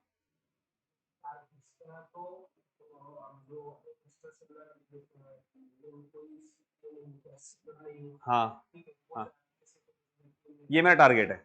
वो जिम्मेदारी होती है कैरियर की, किसकी रिस्पॉन्सिबिलिटी होती है वो? सही टारगेट पर लेकर जाना। गाड़ी में बैठा के ड्राइवर की जिम्मेदारी होगी ना तुम्हें सही मंजिल तक पहुंचाना, तुम तो बैठ गए ना आराम से उसके अंदर, तो समझ में आया? वो जिम्मेदारी किसकी हो गई? कैरियर की। इसीलिए ज्यादातर प्रोटीन के अपने अपने कैरियर होते हैं। जब वो टारगेट पर पहुंचेगा तो वहां जाकर वो बाउंड करेगा वो भी, और उसी टाइम पर रिलीज होगा उसका, तो वहां पर उसकी कंसंट्रेशन बढ़ जाएगी रिलीज, जैसे सारे सारे कैरियर सिग्नल को पकड़ कर ला रहे हैं और कहां बाउंड कर रहे हैं? टारगेट पर, ठीक है ना, और वहां उसको रिलीज कर दे रहे हैं वो। उसके बाद चूंकि वहां अब वो मॉलिक्यूल जो जनरली जो हाइड्रोफोबिक मॉलिक्यूल होते हैं, they have a tendency to move from higher concentration to lower concentration and they can cross the lipid bilayer. तो वहां आकर इकट्ठा हो गए टारगेट सेल पर जब वो बहुत सारे, तो वो सेल के अंदर भी मूव करना स्टार्ट करेंगे, ठीक है ना? समझ में आई बात? That is the answer. Clear है? ओके, चलें आगे। समझ में आई बात? चलो, कहां छोड़ना है तो वो तो कैरियर का काम है ना, वो ड्राइवर का काम है ना जो गाड़ी चला रहा है, उसको कहां छोड़ना है, ठीक है? ठीक है, तो अब अगर हम लोग इस बात को देखें तो यहां देखो फिगर को, इस केस में क्या है कि हमारा जो हाइड्रोफिलिक सिग्नल मॉलिक्यूल है वो फ्रीली आएगा, रिसेप्टर पर बाउंड करेगा, and there is secondary, there is intracellular signalling, secondary messenger का फॉर्मेशन, तब जाकर हमें इफेक्ट मिलेगा सेल के अंदर में, क्या मिलेगा हमें? रेस्पॉन्स मिलेगा, कुछ इफेक्टर प्रोटीन एक्टिवेट होंगी या कुछ पर्टिकुलर प्रोटीन का मॉडिफिकेशन होगा, ठीक है ना? समझ में आई बात? तब जाके हमें टारगेट प्रोटीन पे क्या मिलेगा? हमारा एक्टिवेशन मिलेगा, किसका? जो भी हमारे रेस्पॉन्स एलिमेंट्स हैं। समझ में आई बात? क्लियर है ना? तो सिग्नलिंग कहां मिली इंट्रासेलुलर हमें? जब सिग्नल मॉलिक्यूल का नेचर क्या था हमारा? पोलर। दैट्स इट ना, ठीक है? चलो, ये इसकी पूरी थ्योरी है। कौन कौन से स्टेप में क्या क्या हो रहा है, स्टेप यहां लिखे हुए हैं, स्टेप 1 2 3 4 5 6 7 8 9 10, तो सबके बारे में यहाँ मेंशन है, कौन से स्टेप पर हमने क्या बात की। आपको बताने की जरूरत नहीं है क्योंकि मैंने सारी बातें आप लोगों के साथ में शेयर कर ली। 7A क्या है, 7B क्या है, स्टेप 8 क्या है, एवरीथिंग इज क्लियर हियर, ठीक है? ओके, चलो जी, ये हो गया हमारा। अब हम दो चीज को पढ़ चुके हैं, किसको पढ़ चुके हैं? सोर्स के बारे में जान चुके हैं, सिग्नल मॉलिक्यूल के बारे में जान चुके हैं, कैसे वो टारगेट पर पहुंच रहा है ये जान चुके हैं। अब टारगेट पर पहुंचने के बाद क्या होगा इसका ओवरव्यू ले चुके हैं कि भाई अगर वो सिग्नल मॉलिक्यूल का नेचर नॉन पोलर है, सीधा अंदर जाएगा और उसका रिसेप्टर या तो साइटोसोल में है या न्यूक्लियस में है, और हमें उसकी वजह से रेस्पॉन्स मिलेगा, ठीक है ना? मोस्ट ऑफ द जो इंटरसेलुलर सिग्नलिंग मॉलिक्यूल होते हैं ना हमारे, जैसे स्टेरॉइड हार्मोन हो गया, सेक्स हार्मोन हो गए, या हमारे और भी बहुत सारे ऐसे हार्मोन है ना जो नेचर में क्या है? नॉन पोलर है, उनके थ्रू रेस्पॉन्स जनरली हमें, वैसे तो रेस्पॉन्स मिल सकते हैं डिफरेंट टाइप के, और जो मेजर रेस्पॉन्स मिलता है ना वो होता है हमारा जीन एक्सप्रेशन में change, most of the cases, ठीक है ना? लेकिन जो हमारे पोलर नेचर के सिग्नल मॉलिक्यूल होते हैं उसके केस में हो सकता है कि कोई मेटाबॉलिक एंजाइम की एक्टिविटी में चेंज हो सकता है साइटोस्केलेटन में चेंज हो सकता है कि जीन एक्सप्रेशन में भी चेंज हो। तो यहां पर हमारे पास ना बहुत सारे टारगेट हो जाते हैं पोलर मॉलिक्यूल के केस में। अरे इंसुलिन को देख लो, इंसुलिन नेचर में पोलर है, जाएगा रिसेप्टर पे बाउंड करेगा, इंट्रासेलुलर सिग्नलिंग स्टार्ट होगी, ग्लाइकोजन सिंथेज को एक्टिवेट करेगा जो कि साइटोसोलिक एंजाइम है, ठीक है ना? हमारा बहुत सारे एंजाइम की एक्टिविटी को ब्लॉक करेगा, ग्लाइकोजन सिंथेज को ब्लॉक करेगा, साइटोसोलिक एंजाइम है। लेकिन खुद ऐसे सिग्नल ट्रांसड्यूसर को भी एक्टिवेट करेगा जो ट्रांसक्रिप्शन फैक्टर है, वो न्यूक्लियस के अंदर जाएंगे और बहुत सारे जीन जो कि इंसुलिन की रिस्पॉन्स में एक्टिवेट होने हैं उनके एक्सप्रेशन को इंड्यूस करेगा। इवन ग्लूट4 जो मेम्ब्रेन पर है सेल के अंदर, वेसिकल की मेम्ब्रेन पर है, उसको प्लाज्मा मेम्ब्रेन में फ्यूज करवाएगा। There are variety of target किसके, पोलर सिग्नल मॉलिक्यूल के थ्रू जो सिग्नलिंग हो रही है। साइटोसोलिक टारगेट भी हैं, मेटाबॉलिक एंजाइम भी हैं, साइटोस्केलेटन है, बहुत सारे काम है। इंट्रासेलुलर में हमारे कुछ ट्रांसक्रिप्शन फैक्टर्स भी हैं जो जीन के एक्सप्रेशन को जाके चेंज कर देंगे। लेकिन सिग्नल मॉलिक्यूल अगर हमारा जो है वो क्या है, हमारा नॉन पोलर है, मैक्सिमम केसेस में वो किसी जीन के एक्सप्रेशन को चेंज करेगा। जनरली उन जीन के एक्सप्रेशन में जहां वो आके बाउंड करेगा उसको बोलते हैं रेस्पॉन्स एलिमेंट। आपने नाम सुना होगा, सीआरईबी रेस्पॉन्स एलिमेंट, ठीक है ना, steroid hormone response element, retinoic acid response element. इस तरीके के वो रेस्पॉन्स एलिमेंट दरअसल में हम बोलते हैं डीएनए की पार्ट। वो डीएनए का वो पार्ट जो एक रेगुलेटरी जो है रेगुलेटरी एलिमेंट की तरह काम कर रहा है और जीन के एक्सप्रेशन को कंट्रोल कर रहा है।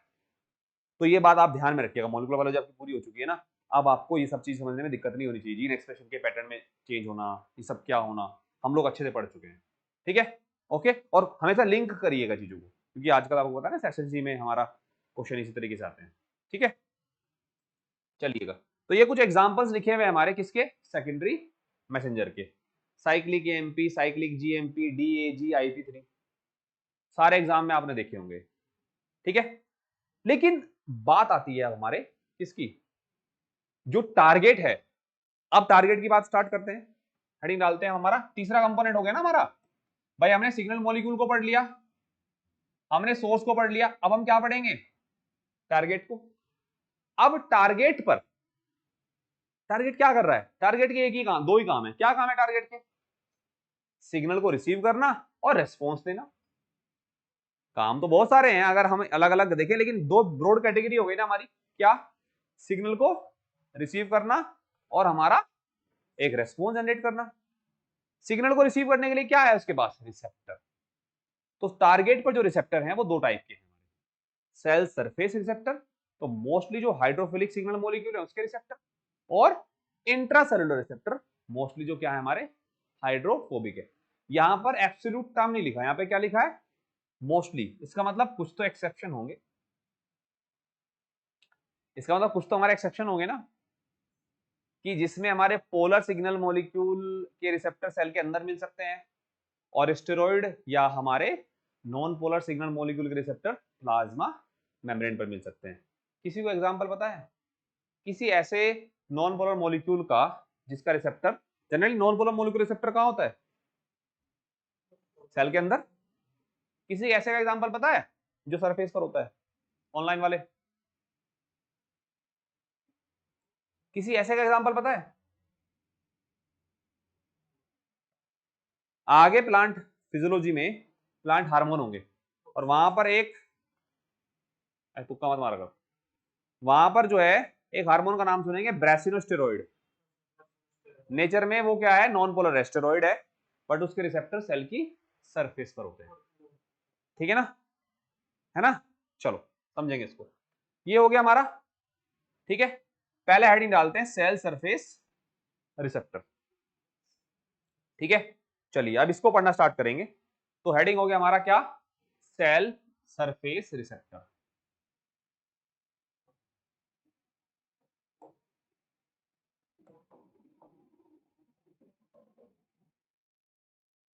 Cell surface receptors, surface receptor मतलब जिनका नेचर, जिनके सिग्नल मॉलिक्यूल का नेचर क्या है हमारा, पोलर है ना, क्या है हमारा, पोलर है, ठीक है। चलो जरा थोड़ा जान लेते हैं इसको।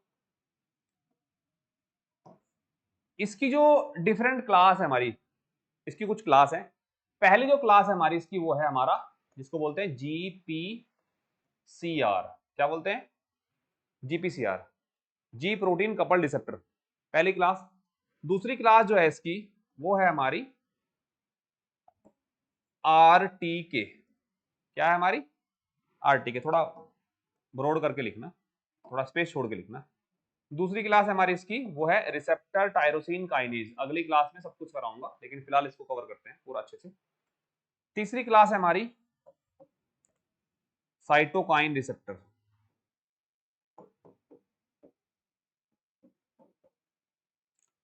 फोर्थ क्लास है हमारी इसकी TGF बीटा रिसेप्टर। सब पे क्वेश्चन आए हैं, 5th क्लास है हमारी इसमें। देखो टीजीएफ बीटा तक हम तो नॉर्मल पढ़ेंगे, उसके बाद हम लोग पढ़ेंगे टीजीएफ बीटा के बाद में delta notch receptor.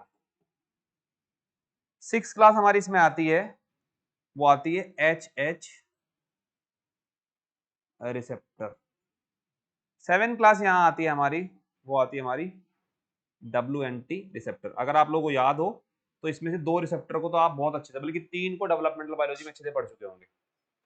हेडहॉग receptor, WNT receptor और डेल्टा नोच रिसेप्टर, ये तो आप पढ़ चुके होंगे। यहाँ पर मैं मोलिकुलर के एस्पेक्ट में बताऊंगा, वहां पर डेवलपमेंट के एस्पेक्ट में आपका हुआ होगा, ठीक है ना, जब डेवलपमेंटल बायोलॉजी कराया होगा गया होगा ना। अब आपको दोनों को मिक्स करना है, मिक्स का मतलब दोनों को समझना है। अब आपको क्वेश्चन वो मोलिकुलर एस्पेक्ट में पूछ सकता है आपसे, ये रिसेप्टर देकर, और ये रिसेप्टर देकर वो क्वेश्चन डेवलपमेंटल एस्पेक्ट में भी पूछ सकता है। मुकेश सर ने आपको कराया होगा, है ना, ठीक है ना।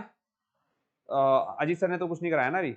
इस तरह का तो अजीत सर का थोड़ा बहुत रहेगा, वो भी हमारा आगे इवोल्यूशन के टाइम पर रहेगा थोड़ा बहुत ना, ठीक है ना। वो भी रिसेप्टर की बात नहीं होगी, वो एक सराउंडिंग से इंटरेक्शंस की बात रहेगी, ठीक है ना।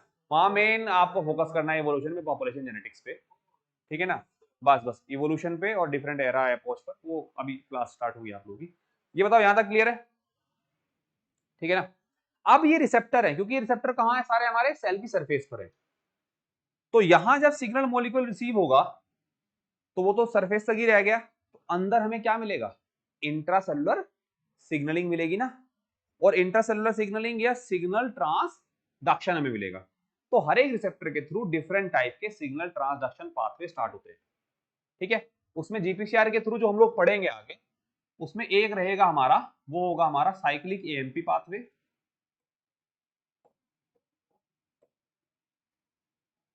क्या रहेगा हमारा, साइक्लिक एएमपी पाथवे, इसको पढ़ेंगे अच्छे से। एक पाथवे हम लोग पढ़ेंगे डीएजी IP3 पाथवे।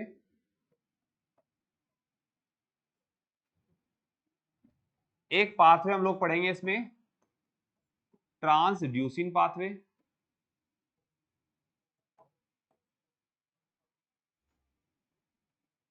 और एक पाथवे में लोग इसमें पढ़ेंगे साइक्लिक जीएमपी पाथवे।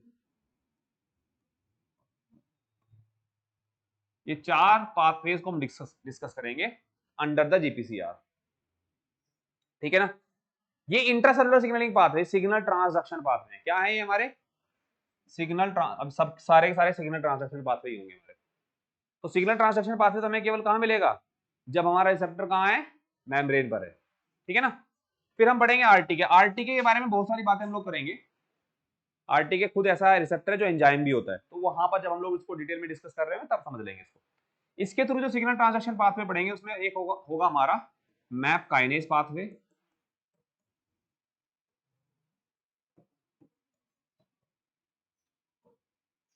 एक पाथवे हम लोग इसके थ्रू पढ़ेंगे, वो होगा हमारा आईपी, ये हमारा एकेटी पाथवे बोल सकते हैं, ठीक है ना।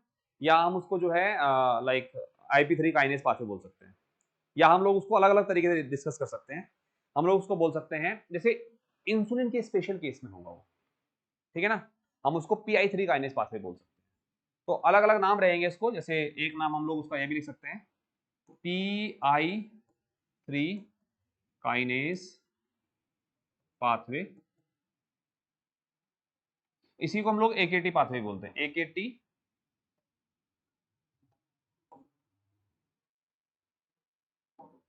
AKT pathway. इस पर सबसे ज्यादा क्वेश्चन रिसेंटली पूछे जा रहे हैं, ये बहुत ही इंपॉर्टेंट है। अभी रिसेंट के एग्जाम में देखोगे आप, चाहे वो हमारा फोक्सो की सिग्नलिंग को पूछे या एजिंग को पूछे, इंसुलिन सिग्नलिंग सबसे ज्यादा पूछी जाती है, ठीक है ना। वो इसी के थ्रू हम लोग जो है डिस्कस करेंगे। साइटोकाइन रिसेप्टर के थ्रू जो सिग्नलिंग पाथवे हम लोग डिस्कस करेंगे, उसको हम बोलेंगे जैक स्टैट पाथवे।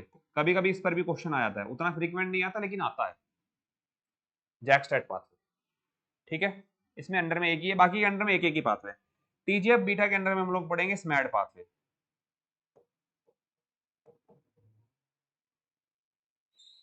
डेल्टा नोच के अंदर में तो डेल्टा नोच ही बोलते हैं इसको, तो ना, ठीक है ना। अच्छा अच्छा, एक और साइटोकाइन के केस में जैक स्टैट पाथवे भी पढ़ेंगे, और एक और सिग्नलिंग मैं कराऊंगा आपको अलग से इसके अंदर में, वो होगा हमारा NF कापा बी सिग्नलिंग। ये इसी के अंडर में कराऊंगा मैं आप लोगों को, ये भी बहुत इंपॉर्टेंट है, बहुत बार पूछा गया है। NF कापा बी सिग्नलिंग, स्मैड पाथवे, डेल्टा नोच पाथवे को डेल्टा नोच पाथवे ही बोलते हैं।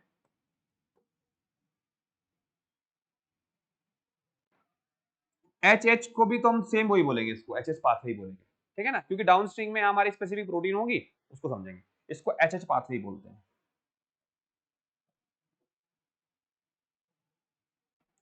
और WNT रिसेप्टर को भी हम लोग WNT पाथवे ही बोलते हैं।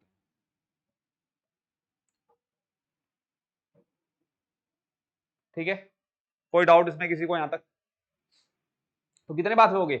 4 2 6 7 8 9 10 11 12, ये 12 पाथवे आप लोगों को सिग्नल ट्रांसडक्शन में पढ़ने हैं, केवल इसके अंडर में सेल सरफेस रिसेप्टर के अंडर में। ये 12 पाथवे हैं, और ये 12 पाथवे बहुत ही आसान है। आसान इन द सेंस कि आप बस एक फ्लो याद रखेंगे और कुछ डाउनस्ट्रीम मॉलिक्यूल के नाम याद रखोगे, पाथवे हो गया। रेस्पॉन्स क्या आएगा उसको कोरिलेट कर लेंगे आराम से, है ना। जैसे हम लोग GPCR पढ़ेंगे तो यहां पर हमारा जी प्रोटीन को हमें पढ़ना है, पहले जी प्रोटीन को जानेंगे अच्छे से क्या है, फिर अलग अलग टाइप के केस में अलग अलग इफेक्टर मॉलिक्यूल पढ़ेंगे। देखो जितने भी हमारे सिग्नल ट्रांसडक्शन पाथवे होंगे उसमें हम लोग एक तो रिसेप्टर के बारे में जानेंगे, रिसेप्टर कैसा है, फिर एक हम जानेंगे कि वहां पर रिसेप्टर के बाद एक होता है इफेक्टर मॉलिक्यूल। इफेक्टर मॉलिक्यूल कौन सा है, अगर कोई सेकेंडरी मैसेंजर बन रहा है तो वो कौन सा है, इस पर फोकस करेंगे पूरा ना, क्योंकि क्वेश्चन जनरली वो इसी के आसपास घुमा फिरा के आपसे पूछता है। ठीक है ना, बहुत इंपॉर्टेंट है। इसमें सबसे बड़ी क्लास GPCR है, उसके बाद RTK है, 90% क्वेश्चन यहाँ इनसे आते हैं, फिर उसके बाद बाकी 10% इनसे आते हैं। ठीक है ना, तो आप इन दोनों को तो एकदम बिल्कुल मान के चलिएगा कि दोनों में से एक पे तो क्वेश्चन आना ही आना है, मिस नहीं हो सकता। ठीक है, क्लियर है, ये कोई डाउट यहां तक क्लियर हो गया ना। तो अब जो हमारी नेक्स्ट क्लास रहेगी उसमें हम क्या डिस्कस करेंगे, GPCR। ठीक है ना, समझ में आई बात? अच्छा सुनो एक मिनट, अब इसको एक मिनट दो मुझे ना, नहीं इसको पॉज नहीं कर सकता मैं भी। ठीक है, फिलहाल यहां तक कोई दिक्कत किसी को? ओके क्लियर है ना। चलो पहला हेडिंग डालते हैं इसमें हम लोग, वो है हमारा सेल सरफेस रिसेप्टर के अंडर में GPCR। तो पहला हेडिंग हो जाएगा हमारा क्या, GPCR।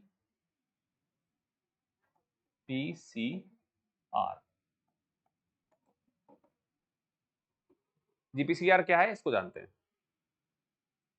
GPCR हमारा है जी प्रोटीन कपल्ड रिसेप्टर।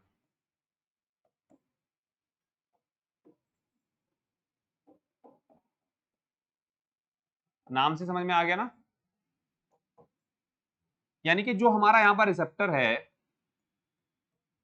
वो दरअसल में एक जी प्रोटीन के साथ कपल्ड है, जुड़ा हुआ है। तो यहां दो पार्ट में हम इसको समझते हैं GPCR को, एक तो हम समझते हैं जी प्रोटीन के रिस्पेक्ट में कि भाई ये जी प्रोटीन क्या है हमारी, और दूसरा फिलहाल हम समझते हैं रिसेप्टर के स्ट्रक्चर को।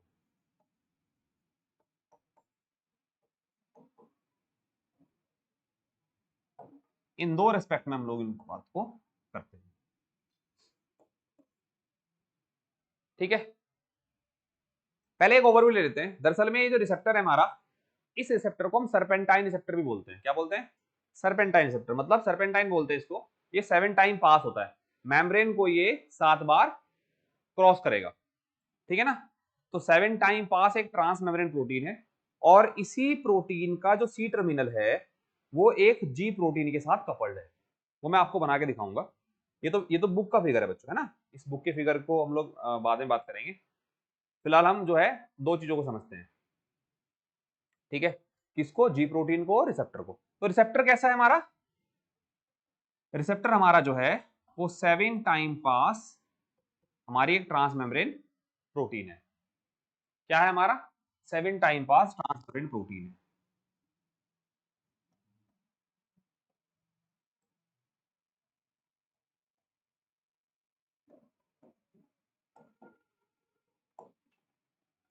ठीक है ना, अगर हम इसको देखें, ये मान लीजिए मेरी लिपिड बाइलेयर है,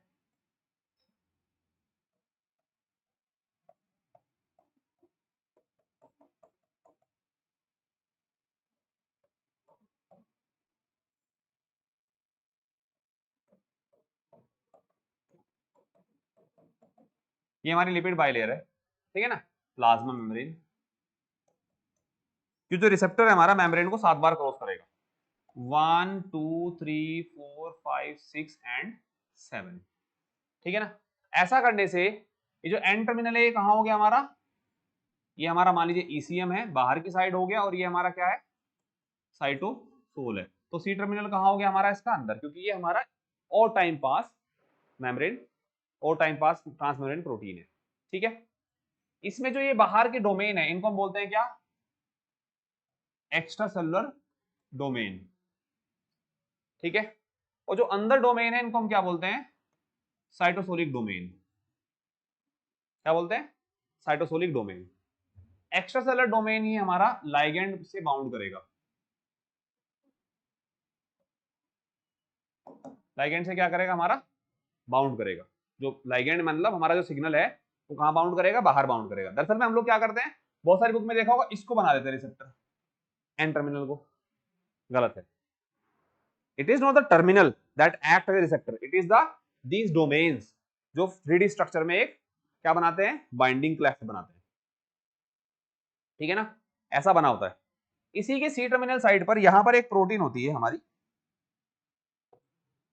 ठीक है ना, यहां पर एक प्रोटीन होती है जो कि हमारा एक लिपिड लिंक्ड प्रोटीन है। याद करो प्लाज्मा मेम्ब्रेन का स्ट्रक्चर, जब शुरुआत की क्लास हुई थी आप लोगों की, तो मैंने आप लोगों को लिपिड लिंक प्रोटीन बताया था, साइटोसोलिक साइड पर भी, नॉन साइटोसोलिक साइड पर भी। साइटोसोलिक साइड में मैंने बताया था कि बहुत सारी लिपिड ऐसी होती है जो फैटी एसिड से लिंक्ड होती है, फैटी एसाइलेटेड, और कुछ ऐसी जो बाहर की तरफ होती है वो जीपीआई एंकर से होती है, इनको जीपीआई एंकर बोला था। ये साइटोसोलिक साइड है, और ये हमारी जो प्रोटीन है ये 3 सब यूनिट की मिलकर बनी है, अल्फा बीटा और gamma. This is actually the trimeric ji protein, 3 सब यूनिट की मिलकर बनी हुई है, इसका नाम क्या है, ट्राइमेरिक जी प्रोटीन, ठीक है। क्या है हमारी, ये एक ट्राइमेरिक जी प्रोटीन है। ये पॉइंट क्लियर हुआ, ठीक है। Trimeric ji protein, alpha beta and gamma, ठीक है। तो ये जो जी प्रोटीन यहां हम पढ़ने वाले हैं ये क्या है हमारा, ट्राइमेरिक जी प्रोटीन है। ट्राइमेरिक से समझ में आया, 3 सब यूनिट से मिलकर बनी हुई है। कौन कौन सी हमारी, अल्फा बीटा एंड गामा। इसमें जो अल्फा है और जो गामा है ये मेम्ब्रेन लिपिड के साथ में लिंक्ड है, फैटी एसिड के साथ में ये लिंक्ड है। क्या है हमारी, ये लिपिड के साथ में कोवलेंटली लिंक्ड है। ये बात आप लोगों को बहुत अच्छे समझा रखी है ना प्लाज्मा मेम्ब्रेन की क्लास में, जब सेल बायोलॉजी कराया था मैंने आप लोगों को। तो लिपिड से लिंक्ड कौन कौन सी हमारी, alpha beta, alpha and gamma, beta gamma के साथ लिंक्ड है हमारी।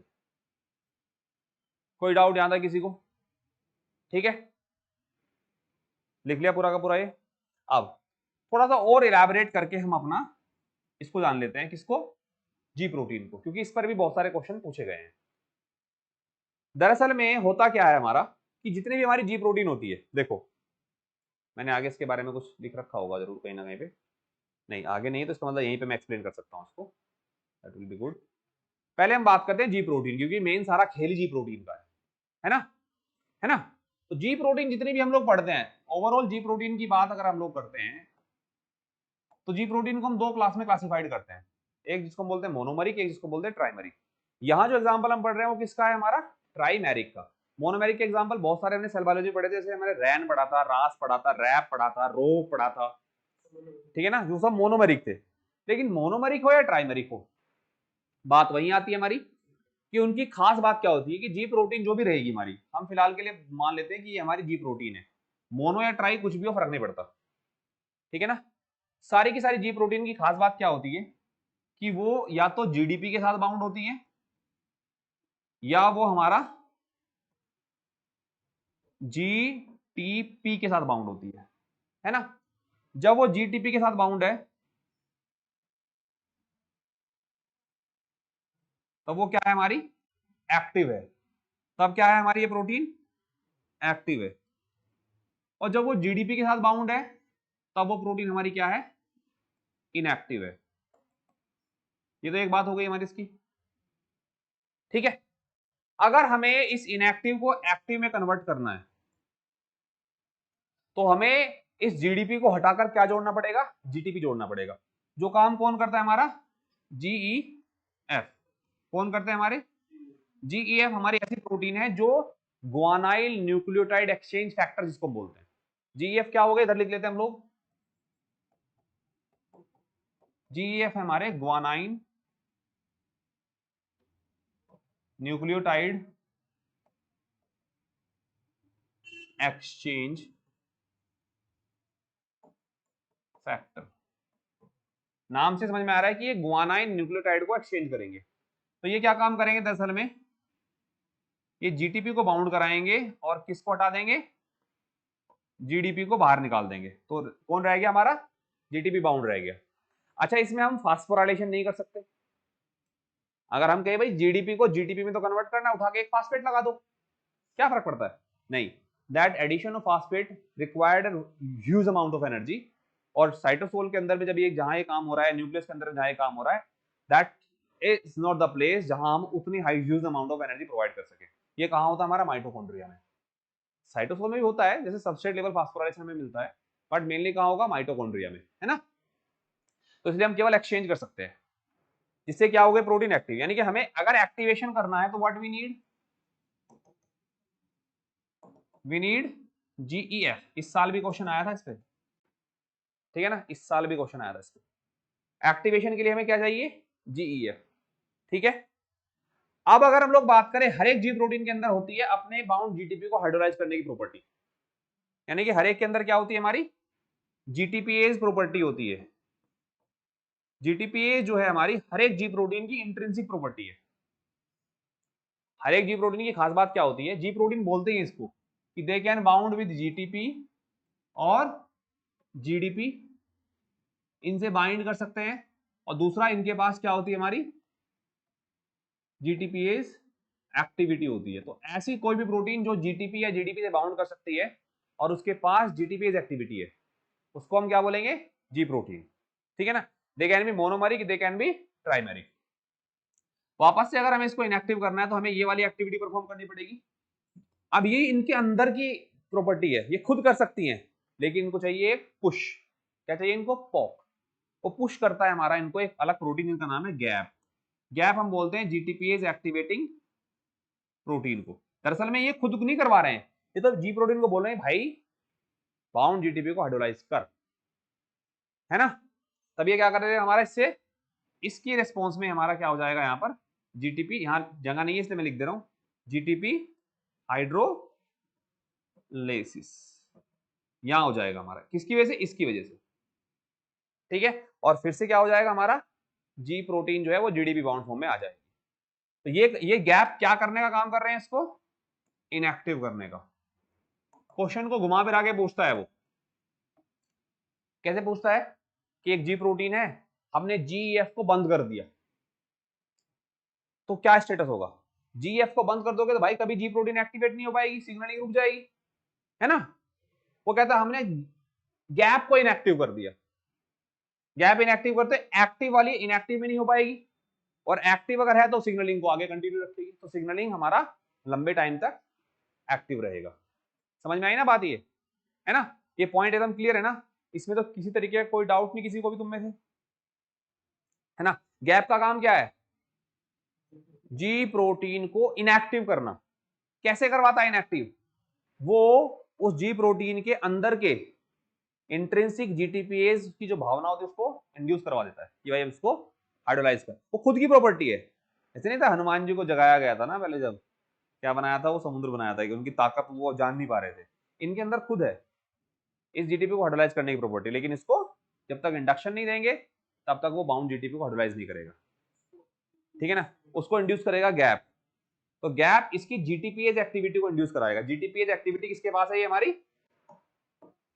जीटीपीएज एक्टिविटी इसके पास, इसकी इंट्रिंसिक प्रॉपर्टी है, क्या लिखा ना, जीटीपीएज एक्टिविटी इंट्रिंसिक प्रॉपर्टी है, ठीक है। क्या है हमारी, इसकी इंट्रिंसिक प्रॉपर्टी है, ठीक है ना। बात समझ में आ गई, कोई डाउट इसमें किसी को। जीईएफ एक्सचेंज करवाएगा, एक्सचेंज होते ही तो एक्टिवेट हो जाएगा ना। जीईएफ का काम है कि जो जीडीपी बाउंड कर रखा है ना उसको हटाकर उसकी जगह जीटीपी को जोड़ देना। और जीटीपी जुड़ते ही वो प्रोटीन क्या हो जाएगी, एक्टिव। लेकिन जब ये अपने बाउंड जीटीपी को अगर हाइड्रोलाइज कर दे, मैं यहाँ थोड़ा सा और इसको अच्छे से बना देते हैं ना, इसको ऐसे हटा लेते हैं, इसको ऐसे बना देते हैं कि ये होगा हमारा किसकी वजह से, जीटीपी हाइड्रोलिसिस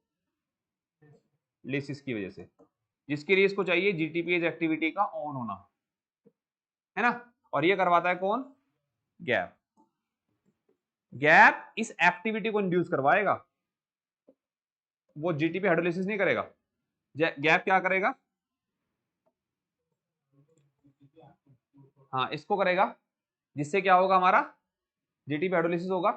गैप की फुल फॉर्म होती है GTP activating protein, GTPase activating protein, है ना। गैप, समझ में आई बात, कोई डाउट।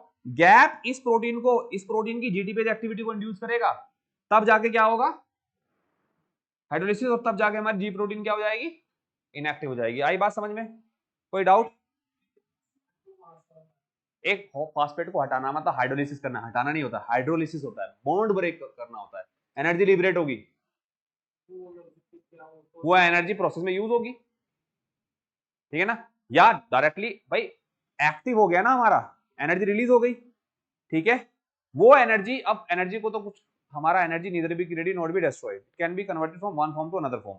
अब वो जो एनर्जी वहां निकली है ना, इधर it can be accepted by certain other molecule, जो कि अभी हमें इंफॉर्मेशन नहीं है, और it can be liberated as a form of heat, ठीक है, समझ में आई बात। ओके चलो, हो गया जी, बात खत्म हो गई। ये हो गया जी प्रोटीन के बारे में सारी इंफॉर्मेशन, है ना, पॉइंट एकदम क्लियर है ना।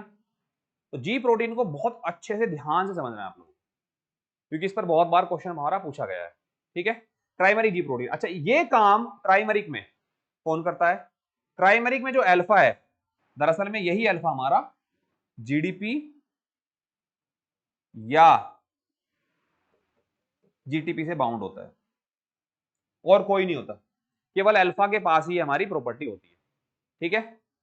तो सिग्नलिंग जब समझाऊंगा, जब कराऊंगा आप लोगों को, तब समझा भी दूंगा कि कैसे जब हमारा रिसेप्टर पर सिग्नल बाउंड करेगा, तो receptor will behave like GEF, वो अपने साथ बाउंड जीटीपी, अपने साथ जो बाउंड जी प्रोटीन है अल्फा के पास, उसके पास जो जीडीपी है उसको हटवा के जीटीपी को जुड़वा देगा, ठीक है ना।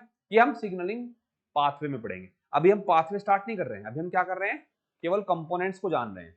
तो हमने जी प्रोटीन को जाना, क्या है जी प्रोटीन, वो प्रोटीन जो जीटीपी से बाउंड कर सकती है या जीडीपी से बाउंड कर सकती हैं, और जिन प्रोटीन के पास जीटीपी को हाइड्रोलाइज करने की प्रॉपर्टी है, उन प्रोटीन को हमने क्या बोला, जी प्रोटीन।